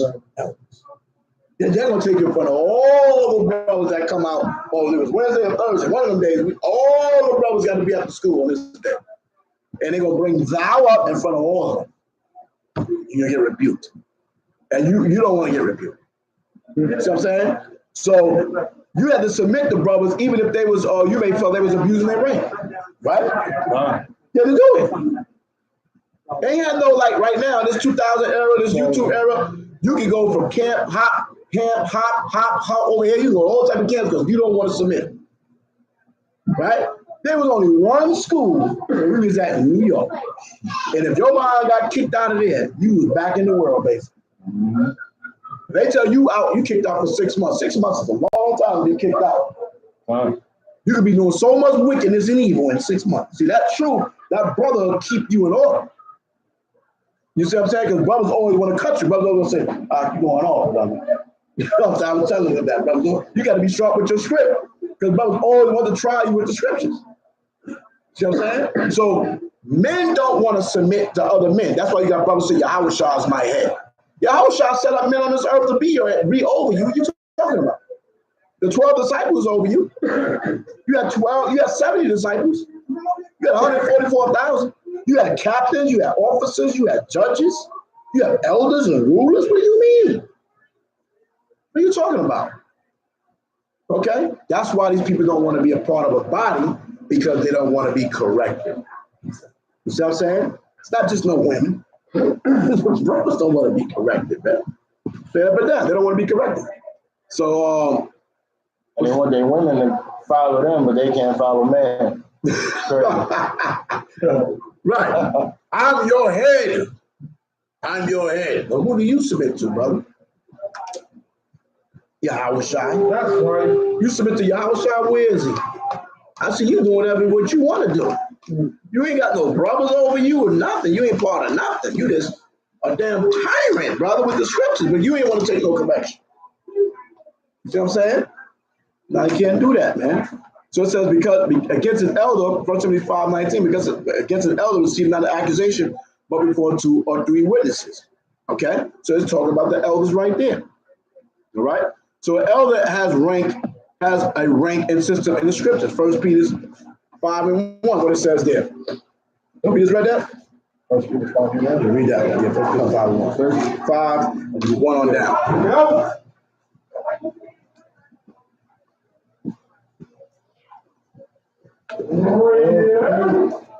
First Peter 5:1. Huh? No. First Peter, right? Yeah, 1 Peter 5:1. The elders which are among you I exhort, who am also an elder and a witness of the sufferings of Yahweh, and also a partaker of the glory that shall be revealed. Feed the flock of Elohim which is among you, taking the oversight thereof, not by constraint, but willingly, not for filthy lucre, but of a ready mind. What are they doing? They're basically taking the lost sheep back into the fold, not by constraint, but of a ready mind. Is that what it was? Read it one more time, brother. I got lost in the home. What I was doing, my bad. Feed the flock of Elohim, which is among you, taking the oversight thereof. Oh, so the Bible is telling somebody to what? The elders which among you, I exhort. So when you exhort something, what are you doing? Promote, not promote. Right, you're giving them praise, right? Honor, right? Yeah. When you exhort something, right? Let's see, freedictionary.com, exhort, to urge by strong or for stern argument or admission or appeal, to make an urgent appeal, to exhort, right? You persuade, right? To give urgent advice, recommendations, right? Encourage, especially by cheers and shouts. So they're exhorting the elders, right? In context, right? So it says, who's reading? I will. Yeah, brother. All right. First Peter chapter 5, verse 1. The elders which are among you, I exhort, who am also an elder and a witness of the sufferings of Hamashiach. So it said the elders which are among you. So there are elders. So if somebody say there's no elders and they don't have no elders, I don't know what planet you on. I don't know what Israelite world you in. The elders which are among you, I exhort, who am also an elder. So not only Paul is an apostle, he said, I am an elder too. And a witness of the sufferings of Yahweh. This is Peter, right? And also a partaker of the glory that shall be revealed. And Peter was given what? Come on, sit down. And Peter was given what? Honor. He said, upon this stone where I build my church. That's right. Right? See what I'm saying? So Peter was given rank. Right? So he said, I'm an elder as well. Yeah, verse 2. Feed the flock of Elohim, which is among you. Feed the flock of the Elohim that is amongst you. I'm at the library. I can't hear, but I want to check in. God, I am at the library. I can't hear, but I want to check in. What's going on, Eugene? We right over here, brother, on where we at? We on Salem and Grand. Eugene, brother Eugene. Yeah, he from Dayton. Eugene, he got the hairstyle. He got the locks. Okay. Come. Yeah. Oh, you know when they have a hair shop though? Yeah, come Out there for like Beaver Creek though? something like that. Yeah, he on the air shop. Nah, that's where my rib. She's trying to like collab with him, and she's trying to just work out of there. That's yeah. We need to. Eugene, he's about that. Yeah. Come. Yeah. Beaver Creek. Did Did you have his number? Mm-hmm. So finish reading that, brother. Okay. First Peter chapter 5, verse 2. Feed the flock of Elohim, which is among you. Right, so feed the flock of the Most High, which is among you, right? It's all about the elders. right? Feed the flock which is among you, right? That's why he asked Peter, do you love me? He said, yes, Lord. He said, feed my flock. That's right. 3 times. Feed my sheep, feed my lambs. So we love the Most High as being teachers, pastors, preachers, elders, captains, officers, judges. We're supposed to be feeding the flock of the Most High, which is among you. Go ahead. Taking the oversight thereof. Taking the oversight thereof. So we're watching, right? We are accountable for thou. That's our job. That's right. We're father figures, right? You see what I'm saying? Taking the oversight thereof. Go ahead. Not by constraint. Not trying to make it all hard because you want to not submit. You don't want to listen to the elder. You want to be disrespectful to the brothers. You see what I'm saying? Right? Yeah. But willingly. You got a brother be like, man, I don't want to. I mean, you may send me to Columbus, Ohio, or send me to Dayton, Ohio. I'm here with helping with the flock in Dayton. I'm like, these niggas in Dayton. It's out of order, man. I'm saying they have respect, food. I'm saying it's out of order. You know what I'm saying? I don't even want to go there. But this is what these elders was doing. These teachers was going to different congregations throughout Israel, awakening the sheep. Yeah. But not the filthy lucre. Right, so he's not going over there just to get money. I'm going over there dating, flock over there, 50 grand a sale. Because there's some quariums there. You know what I'm saying? Go ahead. But of a ready mind. So I'm ready to bring forth his word, right? Go ahead. Neither as being lords over Elohim's heritage, but being examples to the flock. Right, so this is what brothers were trying to use for them not being in order. But this is not for you. This is instruction to the elder. This is not for you, the subordinate, to try to use. It's for him not to be in the spirit of being a lord, like a master, like trying to be wicked, taking his position to abuse it over brothers and sisters. You see what I'm saying? That's his instruction. Because if he is doing that, as you being a supporter, you're supposed to take it. And I'm going to show you that scripture. You're supposed to take it because the Most High is going to be judging. He's judging. He's the one that's bringing the judgment, between the two. See what I'm saying? Because he already gave the instructions. David could have killed Saul for all that. David was trying to kill him. Saul was trying to kill David. And David killed 10,000 this scripture said. So like Malak Duad came in on him while he was using the bathroom and didn't take his life. Cut the man's fringes off.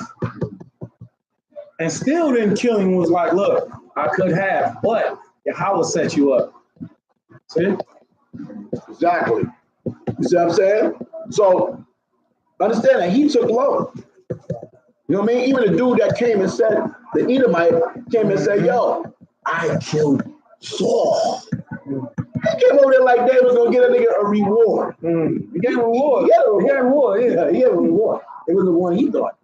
He said the young man said, young man slave. He said, what's that? You afraid? You touch the anointing of the Most High? I don't give a damn what we going through. It has nothing to do with thou. See, now he want to try to claim that he rebuked or he took vengeance on Saul because he want to try to kiss up to David. And David said, you wasn't afraid to touch the anointing of the Most High? Young man, chop this nigga down. That's right. Over for thou. That's right. You know what I'm saying? And he didn't even do it. Saul was already injured. He fell upon his own sword. Because even his armor bearer wouldn't do it. He told his armor bearer, fall upon me. He said, I'm not the one. That's right. No, he told set me right. That's the example where you don't do what the hell saying right there. Because you anointed. I can't put my sword in thou. Oh no. Saul fell upon his own sword. You know what the armor bearer did? He fell upon his sword. Woo! Where's the honor now? Where's the honor now? Huh? Which were these super brutes, including me, ready to do that? Huh? I make you think. You know what I'm saying? He fell upon his sword. His servant fell upon his sword. Yeah, we can get it. We get it. He fell upon his sword. Okay? It's all told to fall upon him. He said, I ain't doing that. I'm gonna say no. Was it wicked for him to fall upon his sword? He's anointed, right? The king. You can't touch the king. I'm just saying with the Most High. Yes, that's why he ain't do it. Well, no. Saul fell upon his sword. Yeah. He was already he was dying anyway. The heathen's gonna abuse him. I'm saying for his servant to do the same thing. You said the servant. Oh, he stood up and killed himself. He was in battle, man. He was in battle. He wasn't going nowhere. Sure, but He was the only one left. You rather get the heathens grab his style? Even the scripture says, don't let the heathens get you. Well, I don't want to, but if it's illegal for me to kill myself, then well, In that instant, it was not, because they had war. Now, Moab stole this custom from us. It's called Hairakiri.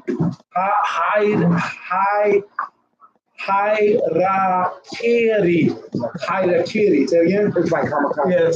Yeah, Give me all Wisdom of Solomon 1 to show you what the scripture reference when you take yourself out. Wisdom of Solomon 1. It says, right here, Wisdom of Solomon, right here, start with 12. 12. Yeah. See is not death in the error. Seek not death in the error of your life. See, it's an error in his life. That's something that you felt you did wrong.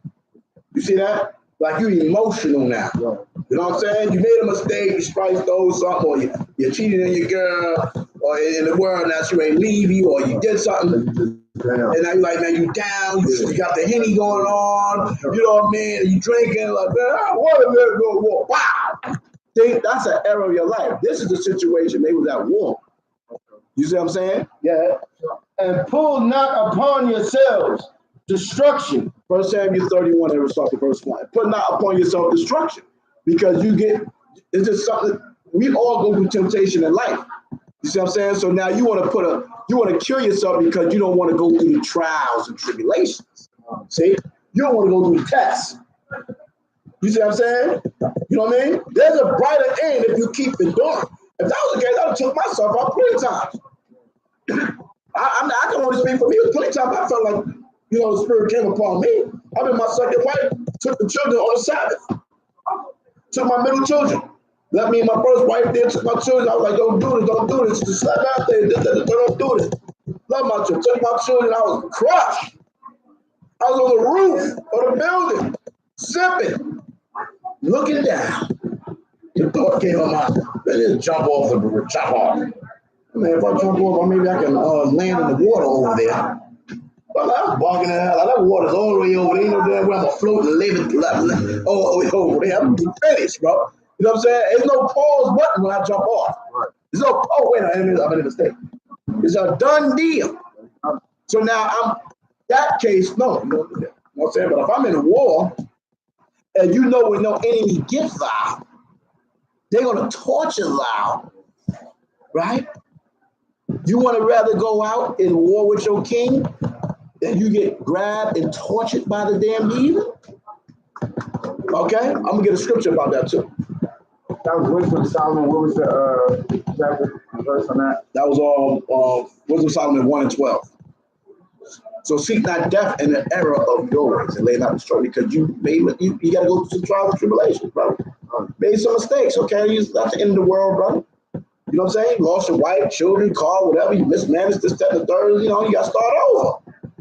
But then you say, I don't want to start over. Fuck, forget about it. Wow. You Esau that. That's Esau. Most High is gonna bring it. He's gonna bring it up and down. He's gonna bring it up and down. Because we his children. He's gonna spank us. You know what I mean? That's what we're doing wrong. That's how I look at the mirror. Big spanking.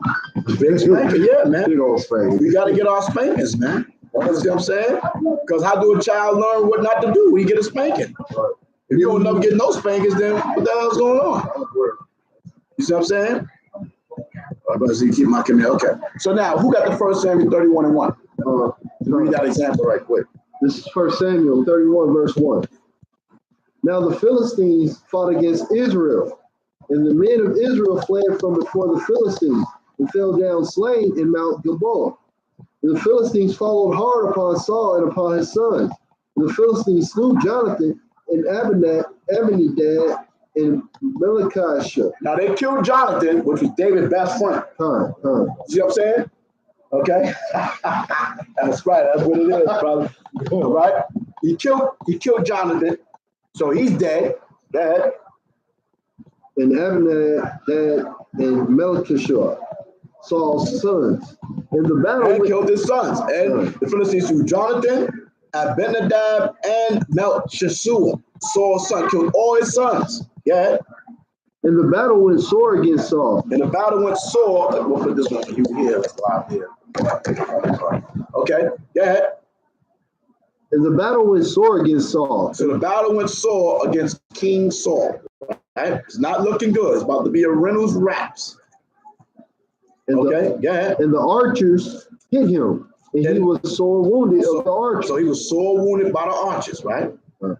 Okay, go ahead. Then said Saul unto his armor bearer, draw thy sword and thrust me through therewith. So now he's telling his armor bearer, right? Okay. He's telling his armor bearer, hey man, come on, man, finish me off. Okay. Lest these uncircumcised come, lest these heathens, these uncircumcised come and thrust me through and abuse me. Right, so he said, listen, I'm not gonna let them come up here and thrust me through and abuse me. You know, these heathens are being shot pieces, you know, torture him. You see what I'm saying? Yeah. Because remember, they are in a state of what? Where they at? They at war. They're not home sitting back eating berries and chills. They at war. This is wartime. This leader. He was so afraid. David didn't do it. David could have took him out. David didn't do it. He couple times. Threw javelins at him, everything. Walked through and the whole camp asleep. Walked in the tent and the whole camp asleep. See what I'm saying? David was a mighty man, boy. He was no joke. Took the man's picture while he was asleep. And then said, look, your armor bearer will sleep. Read those stories, man. Read from Samuel's on up, man.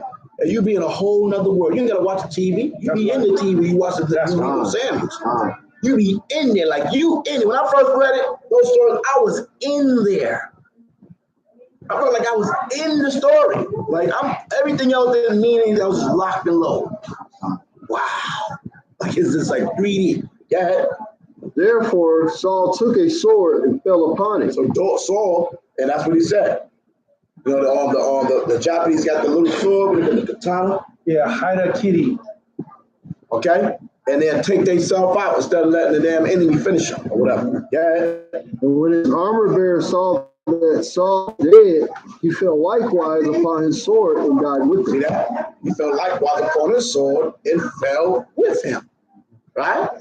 Isn't that honor right there? That's what he went out honorable. He didn't touch the Most High anointed, and he went out with his king. You see what I'm saying? No greater love than the man that gave his life for his brother. He went out with his brother, right? You see what I'm saying? As a king, so is a subject. You see what I'm saying? He can be rewarded for that. You think he's not gonna be rewarded for not laying his sword upon King Saul, which was anointed by the Most High, chosen by the Most High? Well, yeah, I don't know. I was always taught that, kill yourself, that was the one forgiving your sin. But right. But see, they say but when they make that statement, what scripture do they use? That's what I was about to say. Well, yeah, there ain't no script. There's no saying that. If they can't pull a scripture on it, then they just talking.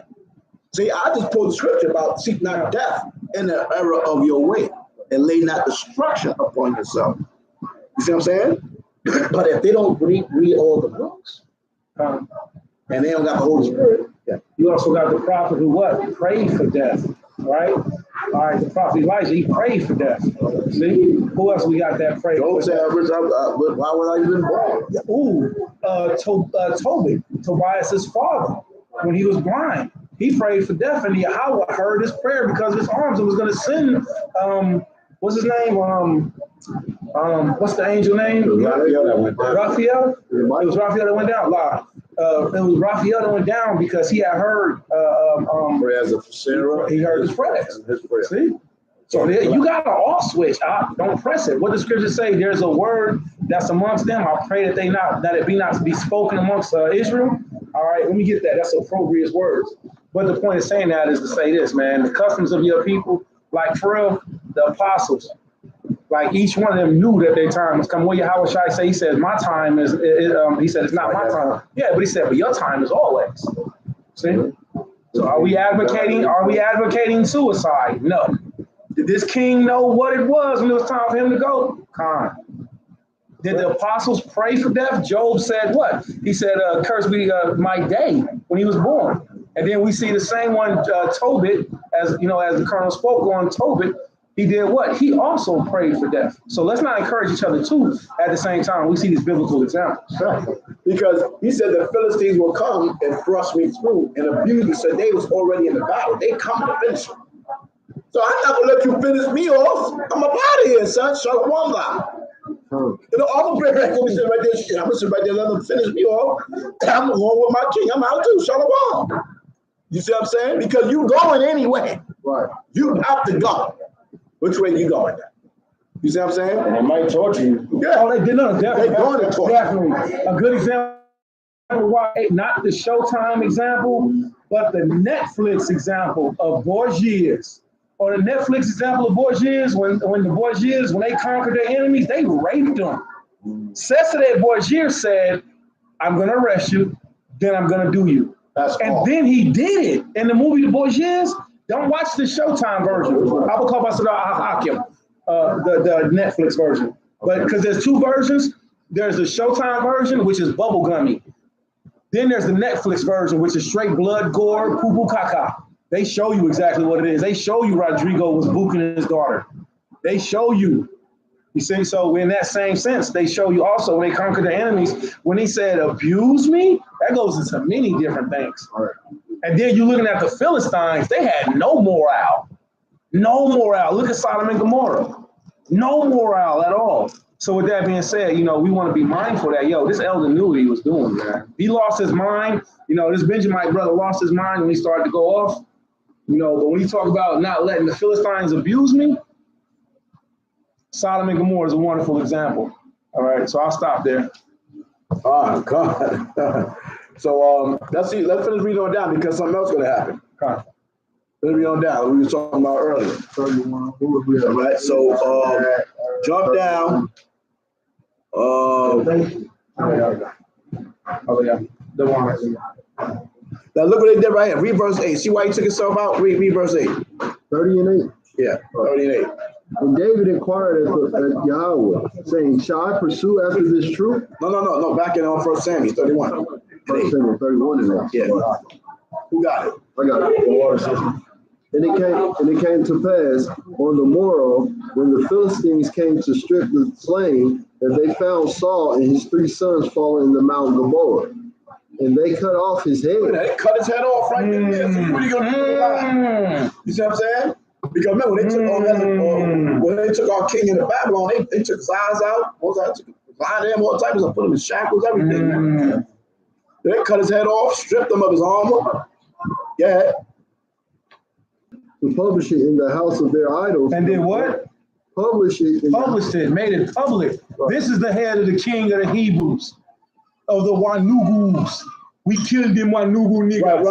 Right. Bring it up. The damn Hamites. That you Negroes love. Yeah. And they put his armor in the house of Ashtaroth. So I apologize. Keep reading. That's a blatant disrespect in itself. Wakanda Devil, right? Astarte, Easter, the Queen of Heaven, Ashtaroth. Bring it out. To put the armor of the man of the Lord's, to put the man of the Lord's garment in the temple of the house of the great whore, to this day that sitteth upon many waters. That's a major disrespect. See, so when Malak Saul said, "Abuse me," he knew exactly what he was talking about. All right. They fastened his body to the wall of Bashan. His decapitated body. Right. So imagine what they would do to him when he was alive. Right. Found his body, cut off his head, him and his 3 sons, put his head up, put his armor up, then put his dead body up. No, kill me. Don't let these Hamites get me. The Lord has not, wait, I'm almost done. The Lord didn't have mercy on me in this battle. I know my fate. Shalom. Exactly. What would you have chosen, brother? I mean, I guess that's what it is. Shalom! I'm coming, y'all. I ran my race. I ran my race. It's over. I let these damn heathens come and do me dirty. They're going to do me dirty anyway. They're going to do me extra dirty. I'm going to sit here being alive waiting for life. Come on. They're going to make mockery of it. What's the law? Which Leviticus is it? The sexual immorality law. Where's that at? I think it's 19. Leviticus 18. 18. So we see the lewdness of the Hamites. Come You might on. have to kill yourself and your whole family, brother. So what you want to do? Take yourself out and leave your wife and your kids to the enemy? Nah, dang. Dang. Yeah. You know what I mean? Huh. You surrounded. You got 5 bullets left. You know what I mean? You know Esau coming. What you gonna do? Use those bullets on Esau, or just take yourself out, or just take you and your whole family out? What you gonna do? Is it just one Esonian, or is it just a whole troop of them? The whole Esonian. Is it one Esonian? Let's look at the time of Masada. During the time frame of Masada, when the Masonians, what do you call them? Esonians. Esonians. When the Edomites was coming during the time of Masada, what did we do? Everybody. Over 400 Israelites They did what? fell on our swords. Over 400 Israelites jumped from a height. I walked it. It's dummy high and it's scary when you get up there. There's a city up on top of it. Imagine a big ass mountain and the top of the mountain's been cut off. This is called the city of Masada, where Yashar lived. So when the Roman forces came, we tried to gather ourselves in Masada. There's one way in Masada, one way out. It's a path that's a hill that's not carved in, but it's just a hill that goes straight up. And Yashar, during the time of Maccabees, we threw ourselves by the hundreds off of this cliff. So we fell on our swords. Oh, yeah. Oh, wow. Yeah, you see the post I put? My name is Malak Judah Shah Yashala, which means Prince of the Power, praise King. I'm a monogamous brother who have 4 jobs, my own 5-bedroom house paid for, sitting on 20 acres of land. I have no children because I never had sex. I've been studying the word for over three solid years. Don't worry, I would love to treat you like a queen. You are never like a queen. You are never hurt you or yell, and be faithful to you, and you only forever to the grave. All I ask for you to love me and keep the Father's commandments. I'll be looking for your inbox. Shalom. Sirach 11:2. Commend not a man for his beauty. That's right. Neither abhor a man for his outward appearance. That's right. That man drooling too. There you go. Now she said, now look though, the scripture's true. The scripture is true. Not real. That's the funny part. We got some people that always hell though. But look crazy. What you gonna do? This is the righteous world. Right. You know what I mean? This man said he bought with Allah. He got property. He got money. He not on the alley game. You know what I mean? He's perfect. Wait. I'm not gonna yell at you. I'm not gonna hit you or hurt you. All I ask is that you what? And do what? They love you. Right. Will you? Do you? Yeah, right. See? But they ain't on it. Right. Eve ain't on it because their minds is wicked, man. This man said everything righteous. You feel me? The scripture says Yahushua wasn't a comely man.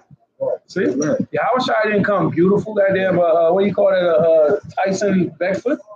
This faggot ass. You feel me? You see the picture of him kissing that man, right? Tranny. Taking a picture with the tranny, Tyson Beckfoot. Man, this dude got a rod, a penis. Model Tyson Beckfoot modeling with him, naked. No, I see Young Buck. That man said everything right, man. Everything right, that man. Yeah. Right. Everything right. That shows you the wickedness of Eden. I ain't know it. No? All right. Okay. So now I want to show where the damn Edomite came over there and they took their bones. What else it said? This is the honor what the brothers did, right? Even though he could say whatever about, you know, he had the envious spirit against David. But look what happened in verse 10. Read that. First Samuel 31 and 10. And they put his armor in the house of Ashtaroth, and they fastened his body to the wall at Beth. Look at that, man. Took the man iron or armor, put it in their false god's temple, and they took his body and they put it against the wall. But wait, what they do with the head though? You know what I'm saying? They paraded it around. Wicked. Yeah. And when the inhabitants of Galilee, You said it right. You said it as good as you can say it. Galilee got it. heard of that which the Philistines had done to Saul, all the valiant men arose and went all night, and took the body of Saul and the bodies of his sons from the wall. Not only him, but his sons too. All of them. All of this. All of them, man. That's what he did. I didn't think about that. Jonathan? Jonathan. David's homie? David's homie, man. Of Beth-shan, and came to Jabesh and burnt them there. See that? So there's an example that they had And fasted 7 days. look at the honor these brothers got. Right, but when he was cremated back then, I don't think he was cremated all the way to your bones, the ashes. You see what I'm saying? Yeah, they said they took their bones, right? Yeah, your bones is ashes because they took their bones. You know what I'm saying? Now they cremate you all the way down to the bone. You just Dust. And they mix just dust. They mix a clay with you too. Yeah. So they defile your body, like the elder said, into dust.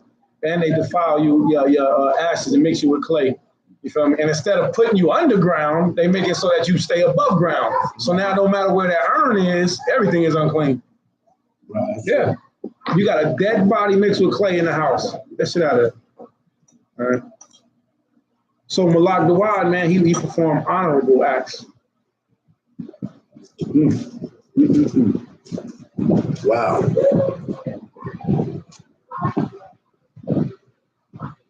Check this out. Go to 2 Samuel 2:1. 2 Samuel 2:1. 2 Samuel chapter 2. Read that. If you're there, bring it out, huh? 2 Samuel 2, verse 1. Bring it out. And it came to pass after this that Dawad inquired of Yahweh, saying, shall I go up into any of the cities of Judah? And Yahweh said unto him, go up. And Dawad said, whither shall I go up? And he said, unto Hebron. So Dawad went up thither, and his 2 wives also, Ananon, the Jezreel, and Abigail, the Baal's wife, the Carmelite. And his men that were with him did Dawad bring up, every man with his household, and they dwelt in the city of Hebron. And the men of Judah came, and there they anointed Dawad king over the house of Judah. And they told Dawad, saying that the men of Jabesh Gilead were they that buried Saul. And Dawad sent messengers unto the men of Jabesh Gilead, and said unto them, blessed be ye Yahweh, that he has showed this kindness unto your Adon. Yeah, I don't want. Where you at? 5. Other one. Even unto Saul, and have buried him. The word is Adon. Yeah, Adon. And now Yahweh showed kindness and truth unto you. And I also will requite you this kindness, because ye have done this thing. Therefore, now let your hands be strengthened and be valiant, for your master Saul is dead, and also the house of Judah have anointed me king over them. What verse we in there right now, brother? What verse you reading? I'm at 8 now. Okay. But Abner, the son of Ner, captain of Saul's host, took Ishbosheth. You doing 2 Samuel 2:1? Yes. In verse 8, Yeah. he said unto me, who art thou? And answered, Where you at? I'm in 2 Samuel chapter 2. verse 8 now. No, let me see.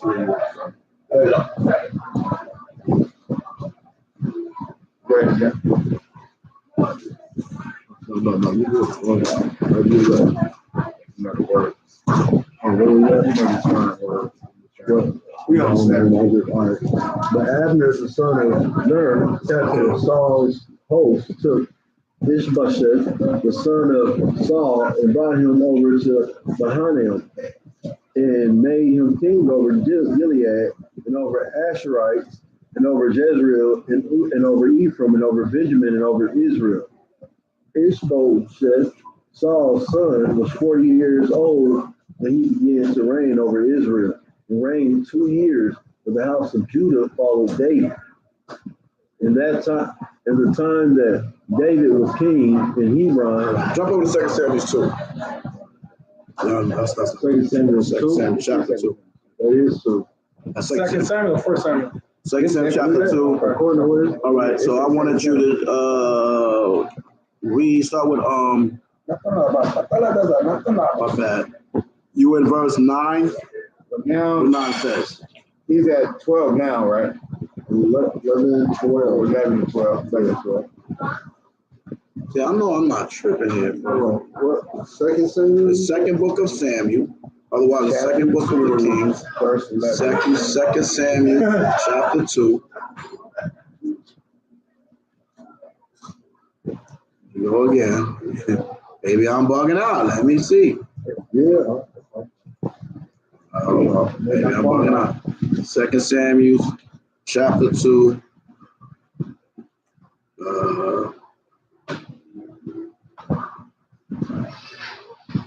Yeah, you over there. So where was I just now? Oh, shit. I guess it's what's 2 Samuel chapter 2 or 2 Samuel chapter 1 says. That's right, 2 Samuel chapter 1. 2 Samuel chapter 1. And read What? yeah, go to 2 Samuel chapter 1. Chapter 1. Okay. That's fine. Verse 1. Now it came to pass with the death of Saul. Yeah, that's what I want. Yeah. Read that. Yeah. 2 Samuel, verse 1. Now it came to pass after the death of Saul, when Dawid was returned from the slaughter of the Amalekites, and Dawid had abode 2 days in Ziklag. It came even to pass on the third day that, behold, a man came out of the camp from Saul with his clothes rent and the earth upon his head. And so it was when he came to Dawid that he fell to the earth and did obstinate. Okay, so here this guy come out of the camp, coming to David. Yeah. And Dawid said unto him, from whence comest thou? What's coming loud? Yeah. And he said unto him, out of the camp of Yasharallah am I escaped. Out of the camp, I have escaped. This man saying, he act like he about to say something, boy. Yeah. And the wise said unto him, how went the matter? I pray thee, tell me. And he answered, Tell me what's going on. Go ahead. and he answered, that the people are fled from the battle, and many of the people also are fallen and dead. And Saul and Jonathan, his son, are dead also.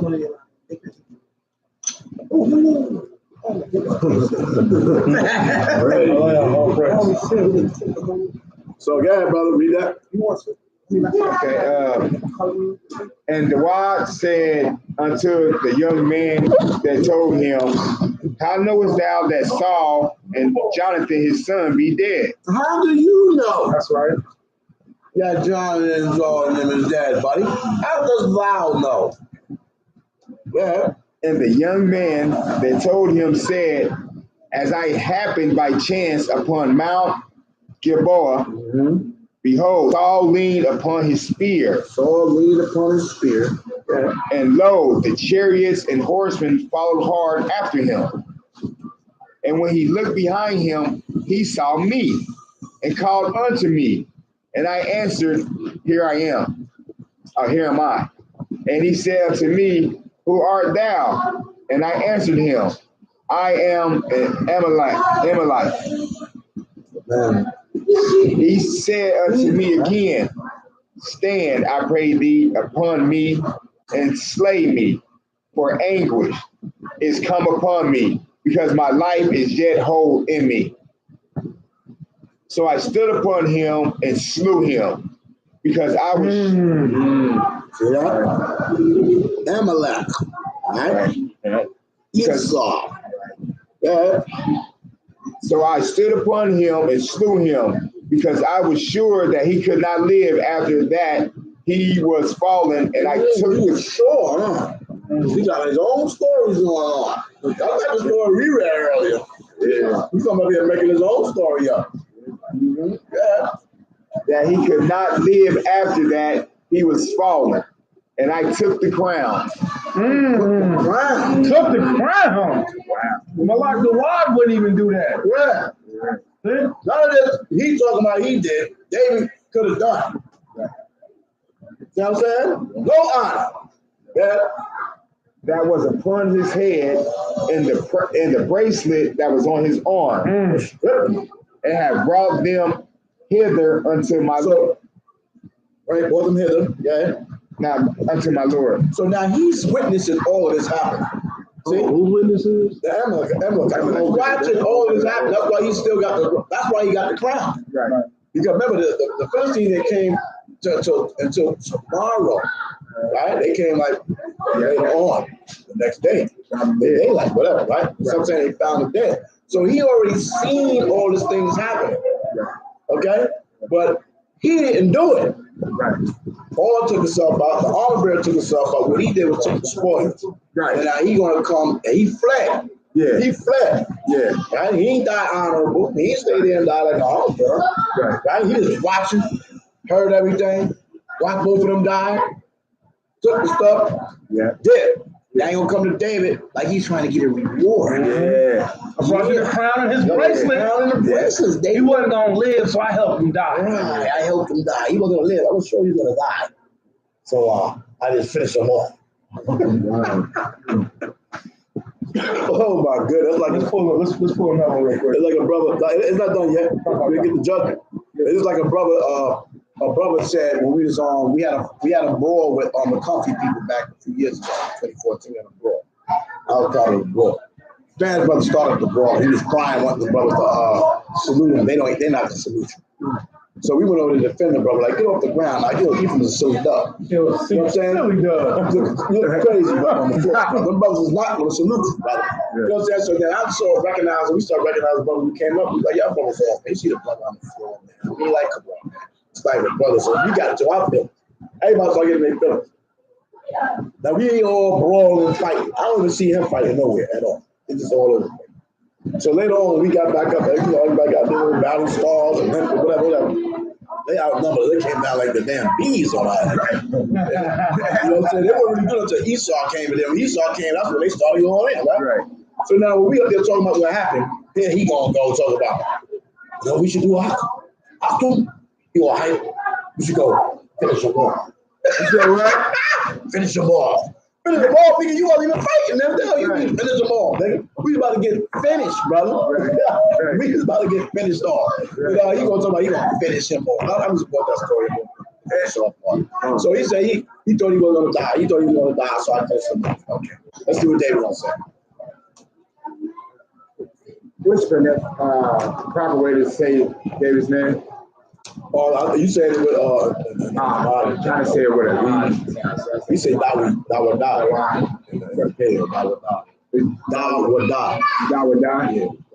Yeah.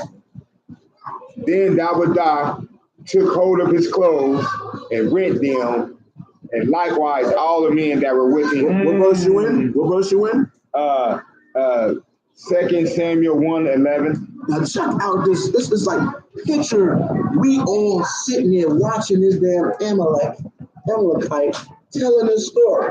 And we all sit there like this, listen to this nigga. And read that part again. Then Dawad took hold of his clothes and rent them. So once we saw King David rent his clothes, go ahead. And likewise all the men that were with him. And we rent our clothes. That real. Looking at this nigga. Yeah. And they mourned and wept. Mourned and wept. Just started crying and weeping. And this dude's still sitting there like it's all good. And fasted until evening. And they fasted until the evening. Kept the cracker in the camp. Kept him in there into the evening. Yeah. Kept him with him. Fasted and eating. He probably got to eat too. Got a little meal on there.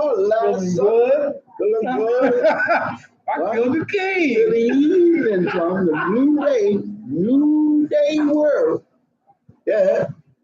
For Saul and for Jonathan his son, and for the people of Yahweh, and for the house of Yasharallah, because they were fallen by the sword. That's right.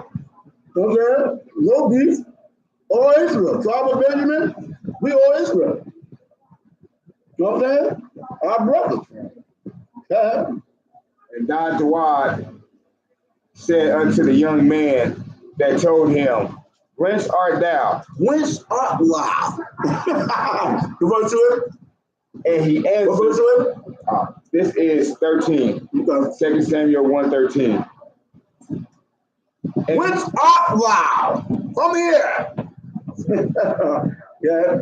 And he answered, I am the son of a stranger. Oh. And Amalekite. So the Most High let. So he was a tear. Mm-hmm. Right? Probably have some melanin and everything. He said, what thou? Yeah. I am the son of a stranger, an Amalekite. That's Esau. Right? Yeah. So obviously one of our women was dealing with a damn heathen. So not to forget, Yahweh our now commanded Saul to kill all of the who? The Amalekite. Deep. Yeah. So shit. Yeah. So he shouldn't even been there. He shouldn't even been there. Right. He should have been dead. Yeah. Mm-hmm. And he the one that takes credit for killing. He the one that takes credit for killing. The one that was supposed to kill him. He's supposed to kill all of them, and he's gonna take credit for killing you. Hallelujah. Oh, hallelujah. Yeah, the Most High bring that joint back around. Right back. Yeah. And then even to this day. Yeah. That's crazy. To this day. Yeah. And Dawad said unto him, How wast thou not afraid to stretch forth thine hand to destroy Yahweh's anointed? Oh, how was you not afraid? Well, I can imagine David, boy. How the man was looking, boy. But he wasn't afraid to touch Yahweh's anointed. Can you get one? Can you get one? There we go. 1 Samuel chapter 24, verse 1 through verse 4. And this is King David, Dawad, showing that he wasn't going to touch the anointing. Bring it out. So we. I'm sorry. Go ahead, Malak. You said where, sir? 1 Sam 24. Okay. 1 Samuel chapter 24, we're going to start at verse 1. Now watch this. We also going to see why his homies rent their garment too. See, his brethren was in the wrong place. Malak Dawada had to bring them right to the right mind state. Dawada had to bring them back to the right mind state. So 1 Samuel chapter 24, start at verse 1. And we'll go right back to where we were, so please don't lose your spaces. Bring it out. And it came to pass when Saul was returned from following the Philistines, that it was told him, saying, Behold, David is in the wilderness of En-Gedi. Then Saul took 3,000 chosen men. Read a little louder, brother, please. Hold on. Can I out? Then Saul took 3,000 chosen men out of all Israel and went to seek David and his men upon the rocks of the wild goats. And he came to the sheepcotes by the way, where was a cave. And Saul went in to cover his feet. And David and his men remained in the sides of the cave. Stop. What does it mean to cover his feet? They covered his He went in there, he just was like, listen, Brown. He went in there, he was just like, I'm just gonna cover my feet. What does it mean to cover your feet? Think practically. Okay, all right. He went into a cave to cover his feet. He went to use the bathroom. King Saul went to go poo poo caca. Come on, cover his feet. Yeah, no worries. Take down your pants. What's gonna happen with your feet? Yeah, you cover your feet. Now this ain't a tire. All right. Oh, okay. So he went to go uncover his feet. Now let's see what King David did. All right. Verse 3. And he came to the sea coast by the way, where was a cave, and Saul went in to cover his feet. And David and his men remained in the sides of the cave. So David and his men, now remember, his men are the ones that was like, yo, we know where King Saul is.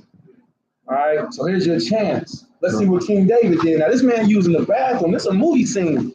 All right, let's see what King David did. And the men of David said unto him, behold, the day of which Yahweh said unto thee, behold, I will deliver thy enemy into thy hand. So his homies was like, man, look, man, the Lord gave you him. The Lord said you can have him this day. Man, look, man, you caught him with his pants down. Read.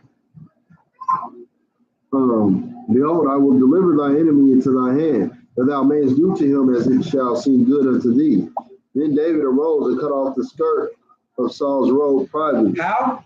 Privately. So while Saul was doing his business, King David crept in and cut off his what? The bottom of his robe. Literally. Yeah. It literally says he cut off his skirt. Yeah. Now watch this. We got this. In Ibadiah, it's the word kanap. Kanap. Ka, na, and pa. Kanap, we'll get the definition of it in a second to prove our point.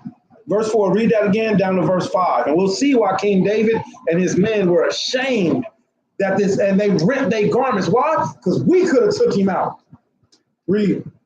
And the men of David said unto him, behold, the day of which Yahweh said unto thee, behold, I will deliver thy enemy into thy hand, that thou mayest do to him as it shall seem good unto thee.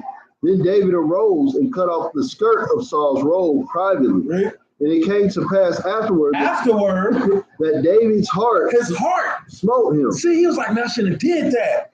I shouldn't even have cut off the corner of his garment. So if David's mentality was, what did he say to the Gentile? He said, you weren't afraid?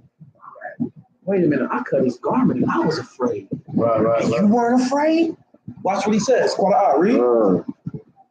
And it came to pass afterwards, and David's heart smote him, because he had cut off Saul's skirt. Because he had cut off his skirt. And he said unto his men, Yahweh forbid that I do this.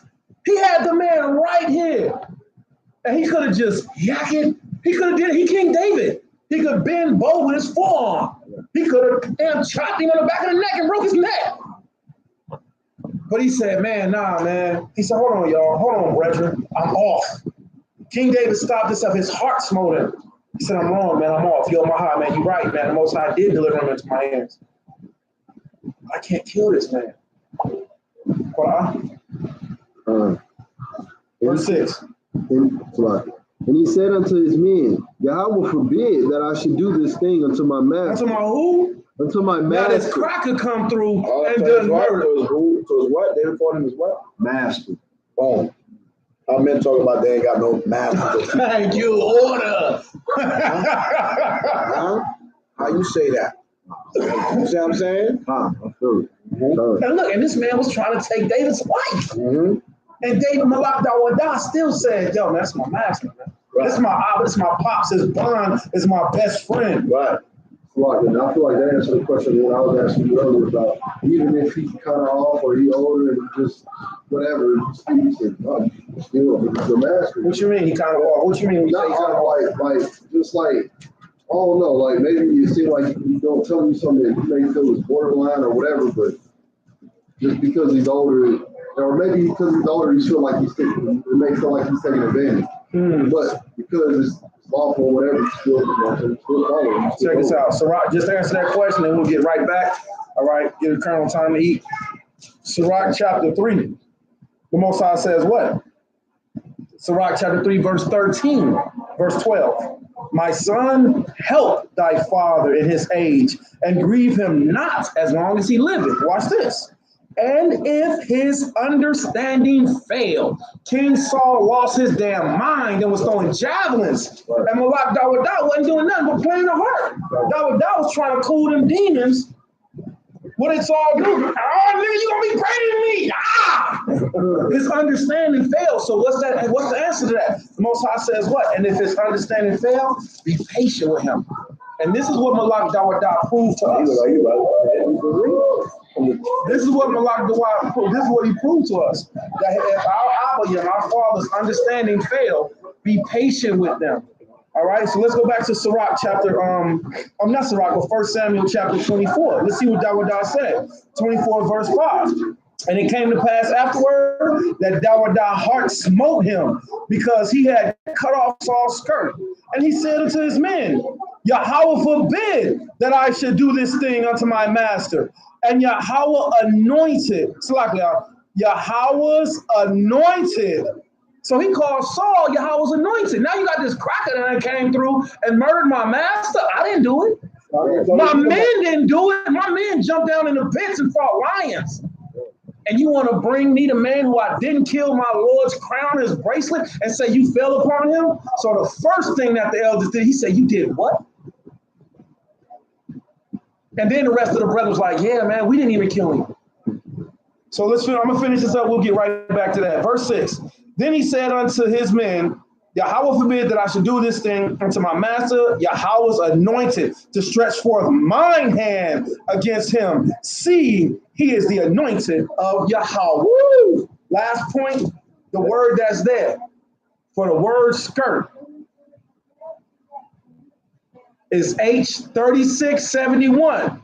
It's 3 characters, the ka, the palm of the hand, the na, the reaching out, and the pa, the open mouth. Kanap. The word kanap literally means what?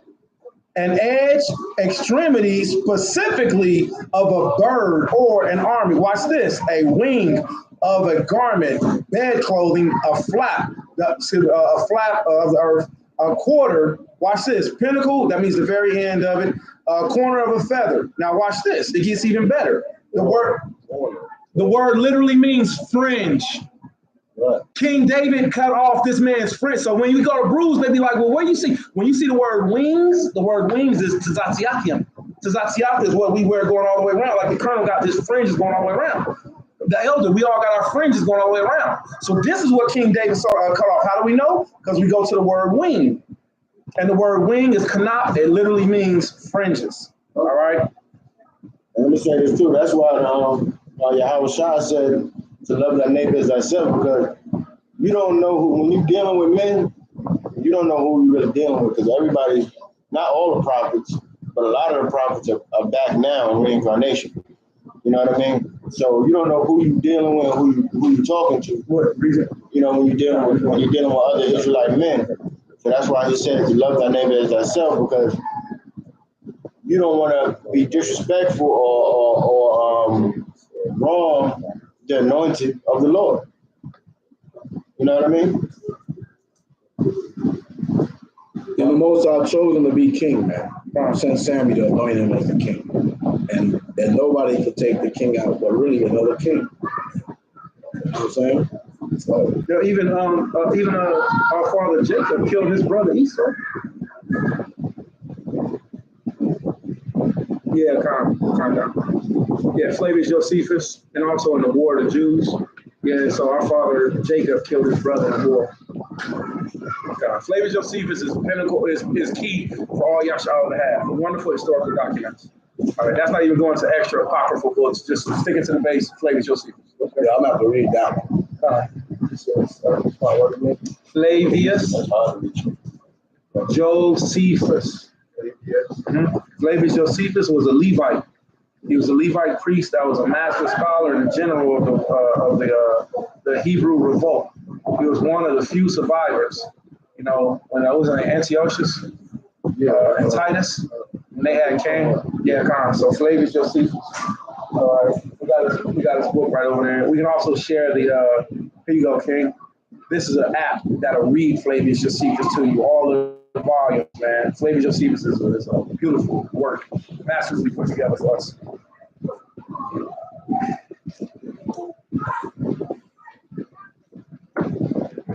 Here's his name and the details. These are new, these are brand new brothers. Yeah, they've been around like a year. Yeah, I say because the brethren, man, they you know the brothers they woke, they know to obey the Most High, they know to keep the commandments. Where are you reading that? 20 was first Samuel 24. Like, well, I think he was reading that. Yeah, go back. Well, yeah, we're done with that. We're going back to the original. First Samuel, chapter 1. Yeah, 2 Samuel. Yeah, 2 Samuel, chapter 1, and we read it on the last verse. Oh, okay. Verse 13. Yeah, we on 14. David said unto him, how was thou not afraid to stretch forth thy hand, destroy your house anointed? Verse 15, we got it. That is not 115, right? Yeah. You got it. All right, yeah. Okay. First Samuel 1 and 15. Right. And David called one of the young men and said, go near and fall upon him. And he smote him that he died. Right. So he called one of the young men, finished. And we got young lions in the truth like that right now. All right? Yeah, Khan will smoke you. Yeah. Right? 16 says what? And David said unto him, thy blood be upon thy head, for thy mouth has testified against thee, saying, I have slain Yahweh's anointed. Right, anointed. So that was murder. Yeah. That's why he got killed. That was murder. Who told you to kill? Who told you to kill Saul? That's murder. You're supposed to be an Israelite, right? Amongst us. Israelite-ish amongst us. And you're going to slay one of the citizens, the king of Israel? Man, you know you got to go. Soon as sundown. We let you live the rest of the day. Soon as sundown, you are done. You ain't going to enjoy it tomorrow. So the only reason they let him stay is because they knew they had to kill him. Oh, they were going to kill him. Well, I'm saying, but like that's why they was so pressed on him staying with him instead of going anywhere else. They started moaning. Then he asked a question. Well, who you are? Yeah. First of all, you gotta know, who you are. Yeah. You know what I'm saying? Make sure you know where you from. He's a damn heathen. That's his first.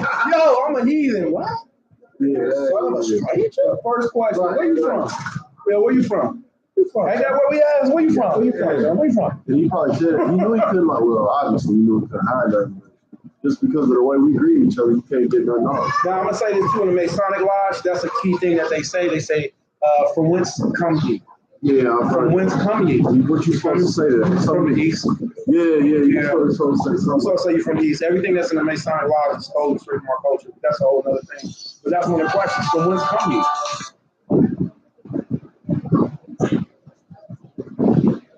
Where you from? That's the same question Malak Watt actually going in. And another thing too is they wanted to kill him because of his actions. You know what I mean?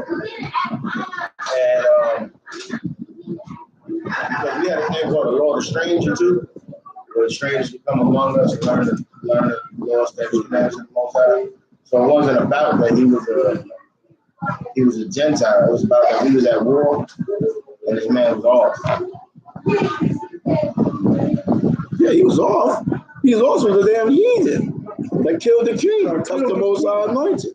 And then testified about it in front of the humble. Right, and that's why he said right here. Now read the next verse. What he said. 16. And David said unto him, thy blood be upon thy head, for thy mouth hath testified against thee, saying, I have slain the Lord's anointed. Right, you testified against yourself. You murdered the king, man. It's done. You're done. You're done. Out of your own mouth, you murdered the king. You finished. Resolved. You see what I'm saying? Because he wasn't there. You said you thought he was wounded. Doesn't mean he was dead. You finished him off. You killed him out of your own mouth. Then you come and bring the spoils to me like it's all good. But he didn't even really kill him though. No, he didn't. But just because he admitted it, They most out mocked him with Amalek because he didn't kill Amalek. His ending was by Amalek saying, taking credit for his death. He didn't kill him. Amalek didn't kill him. No, remember Saul fell upon his own sword. But I thought he said he came across him and he was like dying, but he wasn't dead. Remember we read the story. You read the story of Saul talking about it himself, 1 Samuel 31. Yeah, they said he fell on his sword, right? I'm trying to understand. Yeah, absolutely. Right. So I thought he had fell on his sword, but just like being shot, like you gonna not I might have to die, but say you die in. I mean, it can take a long time to die. If you fall on your sword, that may take a while. If the guy ran up on him while he was dying, he really, because from what it sounded like, he said the same thing to his armor bearer. So he can't be that far off that he said to this guy, like, hey, man, kill me real quick. What's the story he's saying? He told him, like, right here. No, he's lying because when you go here, in verse 5, what it says.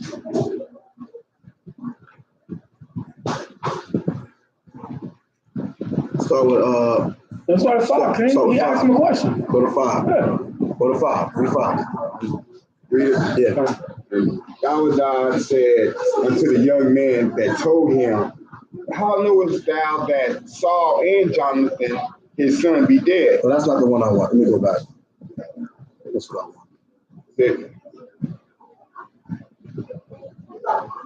First Samuel, I'm going to 1 Samuel 31. First Samuel. Come on. Ahabia. 1 Samuel 31. Right here. 1 Samuel 31, verse 4. First Samuel. Nathan Mayam Lahazan Kwan Bogusha. Kankwara. Then said Saul unto his armor bearer, draw thy sword and thrust me through therewith. And then at the first part of it, he already got hit by arrows. And the Philistine fought against Israel before the Philistine fell down slain at Mount Gibeon. And the Philistine followed hard upon Saul and his sons, and the Philistine slew Jonathan, Abinadab, and Meshullam Saul's son. Battle went Saul against Saul, and the archers hit him. And he was sore wounded of the archers. He was sore wounded of the archers. I mean, he was about to be done. Sore wounded. Then said Saul's armor bearer saw that Saul was dead. He fell likewise upon his sword and died with him. And he said, and died with him.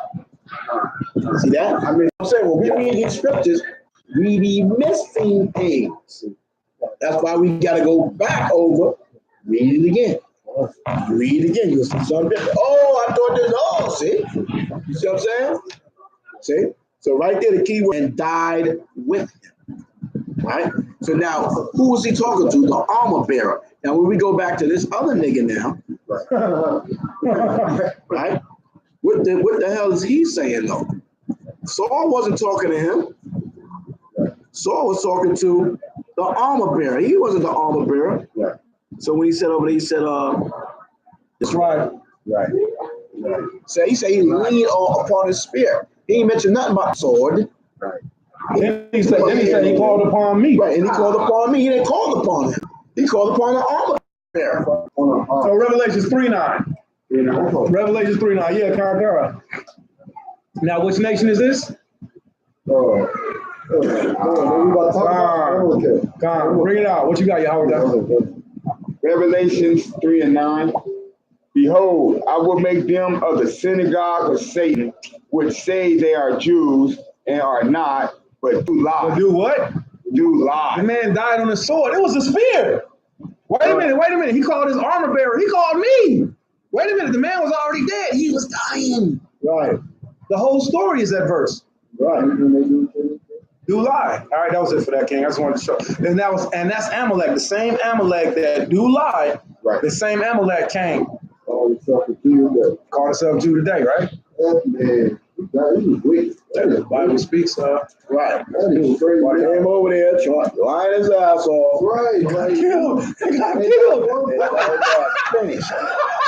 He came over there lying, thought he was gonna get a reward. Right. That'd be like a Hebrew Israelite show to do. I would, yeah. We can do that movie. I can shoot. Oh, I'm down to do We it. can shoot that whole Oh, the scene truth? right there. Oh yeah, we can definitely do that. You know what I'm saying? Who And played Amalekite? I know who I can get Saul. Okay. Saul was a Torah brother. There's a brother in Washington, D.C. We call him 6'9". 6'9". Oh, Saul was tall? Saul was the man in Israel. Really? Okay. I didn't know that. Brother, he could play Saul. You might mind. Who? So. Oh, I'll tell you. We need a ruddy brother. I ain't seen you, so I don't even remember. Like, His man is small.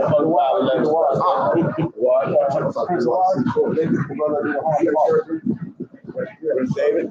Charger? What? Android? Yeah. Look how you got Android? No worries. Yeah, we got you. Yeah. We got killed. We're going to get one. But see, even like, as tall as Saul was, he wasn't tall as like the Giants and stuff. Like an NBA player.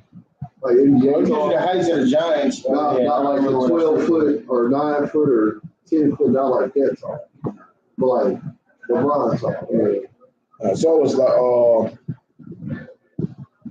I gotta look at the cubits of how tall Saul was.